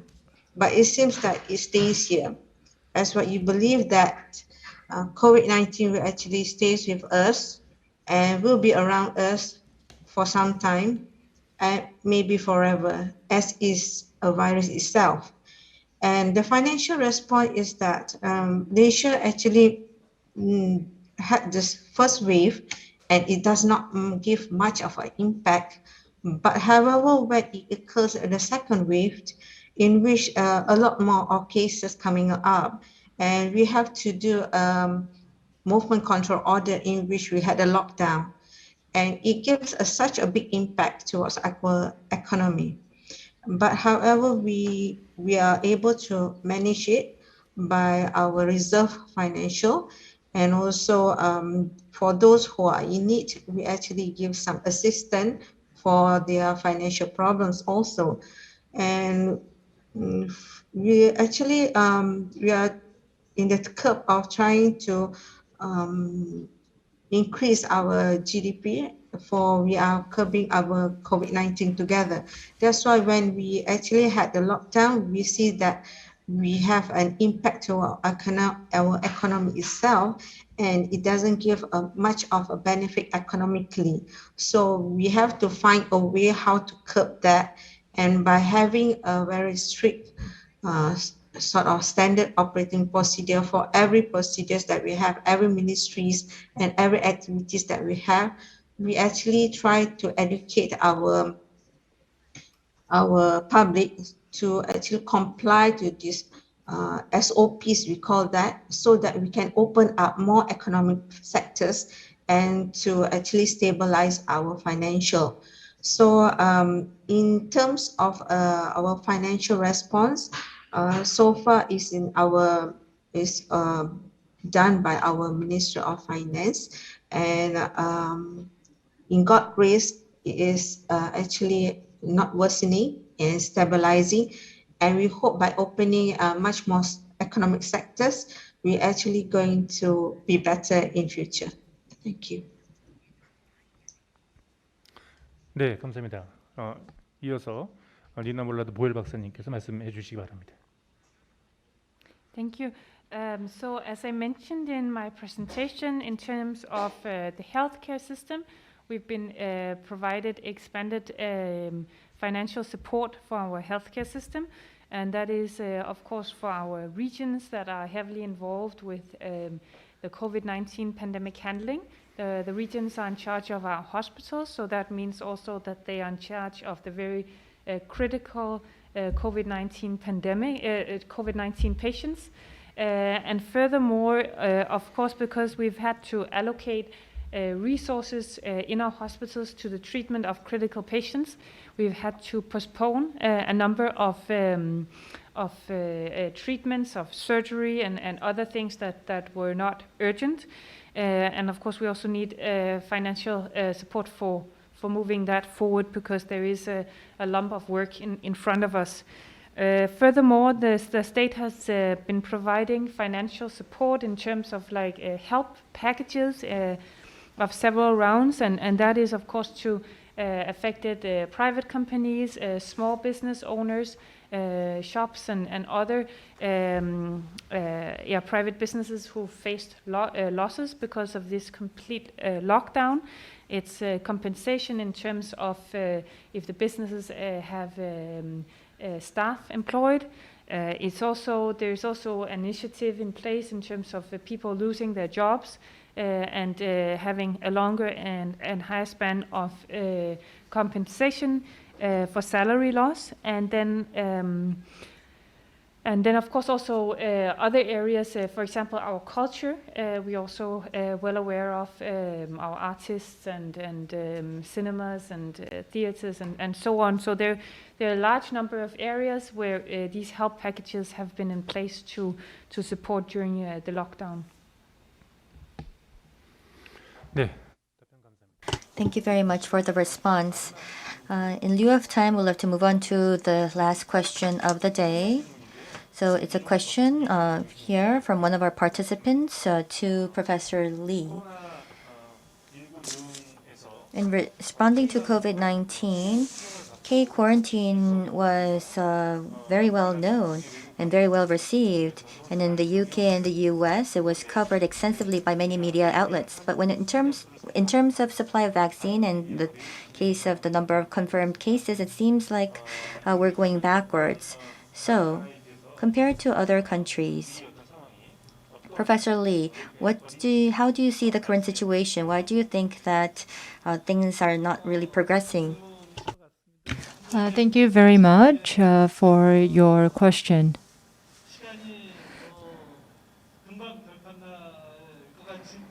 I believe that some in the audience feel that the situation will come to an end soon.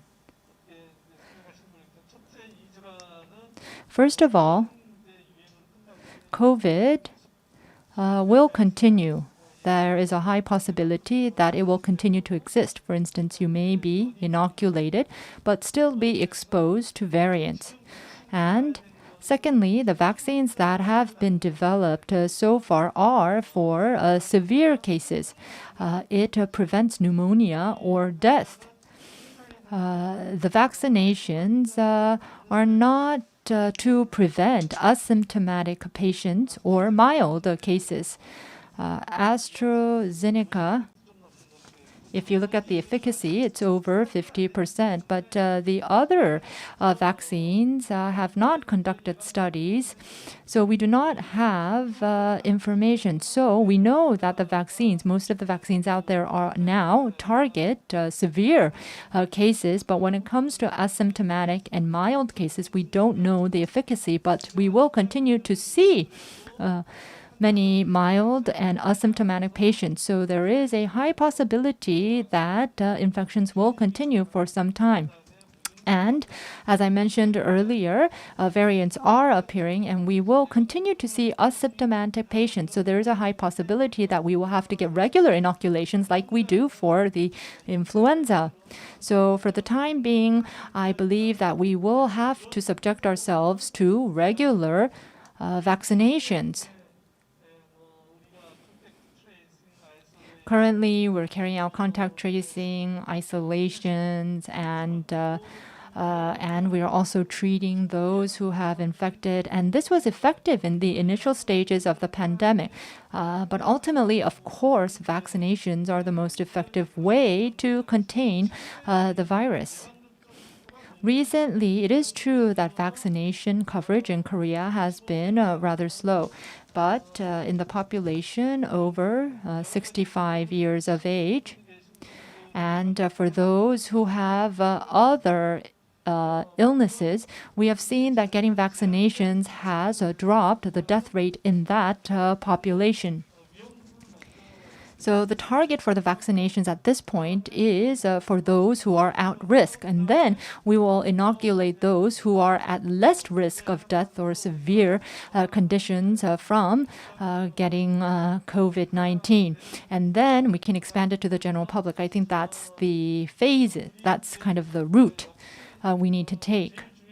Of course, what is most important is to secure vaccine doses, and then afterwards quickly administering the vaccine is important. Of course, it would have been ideal if Korea had developed the vaccine, but developing a vaccine, as you know, is not an easy feat. As you know, vaccine development is something that Korea has tried hard for a very long time, but Korea lacks patent technology, and that is why Korea could not develop the vaccine sooner. But if we continue to invest, and if we continue to invest in science and technology, I think that Korea does have the capacity to develop a vaccine. And as I mentioned earlier, the coronavirus will not completely disappear. So we need to secure vaccines for the very far future anyway. So it is true that we may be slow right now, but if we have a strategy in place, if we can purchase and secure vaccines at the same time produce our own vaccines, then that will be the most ideal strategy. What is most important is to carry out the vaccines together globally. As mentioned earlier, Dr. Bohl mentioned this, I believe. No one is safe until everybody is safe, and that is why international cooperation and collaboration is key. And as I mentioned earlier, we will probably have to get regular vaccinations at least for the next few years. And social distancing and wearing masks, I think, will be with us for some time. I think it will be very difficult for us to go back to the way things were. Maybe with vaccinations, we can stop severe cases, but we won't be able to effectively stop mild cases. And that is why we will need to keep up with social distancing and keep wearing masks. And that will be the only way to stop the increase in new cases. So we're in it for the long haul. So I think that vaccinations are important, but the MPIs in place right now are equally important. Thank you very much for the response. We have many questions, and I know that there is a lot of interest on this topic, and it's only natural that we're interested in this topic. But in lieu of time, we'll have to end it here. This is a very important topic and issue, so I hope that we can meet again at a different setting. I wish you all to stay safe, and once again, speakers and all participants, thank you very much. And to the two organizations, thank you very much for enabling today's international seminar. With that, let me close. Thank you very much.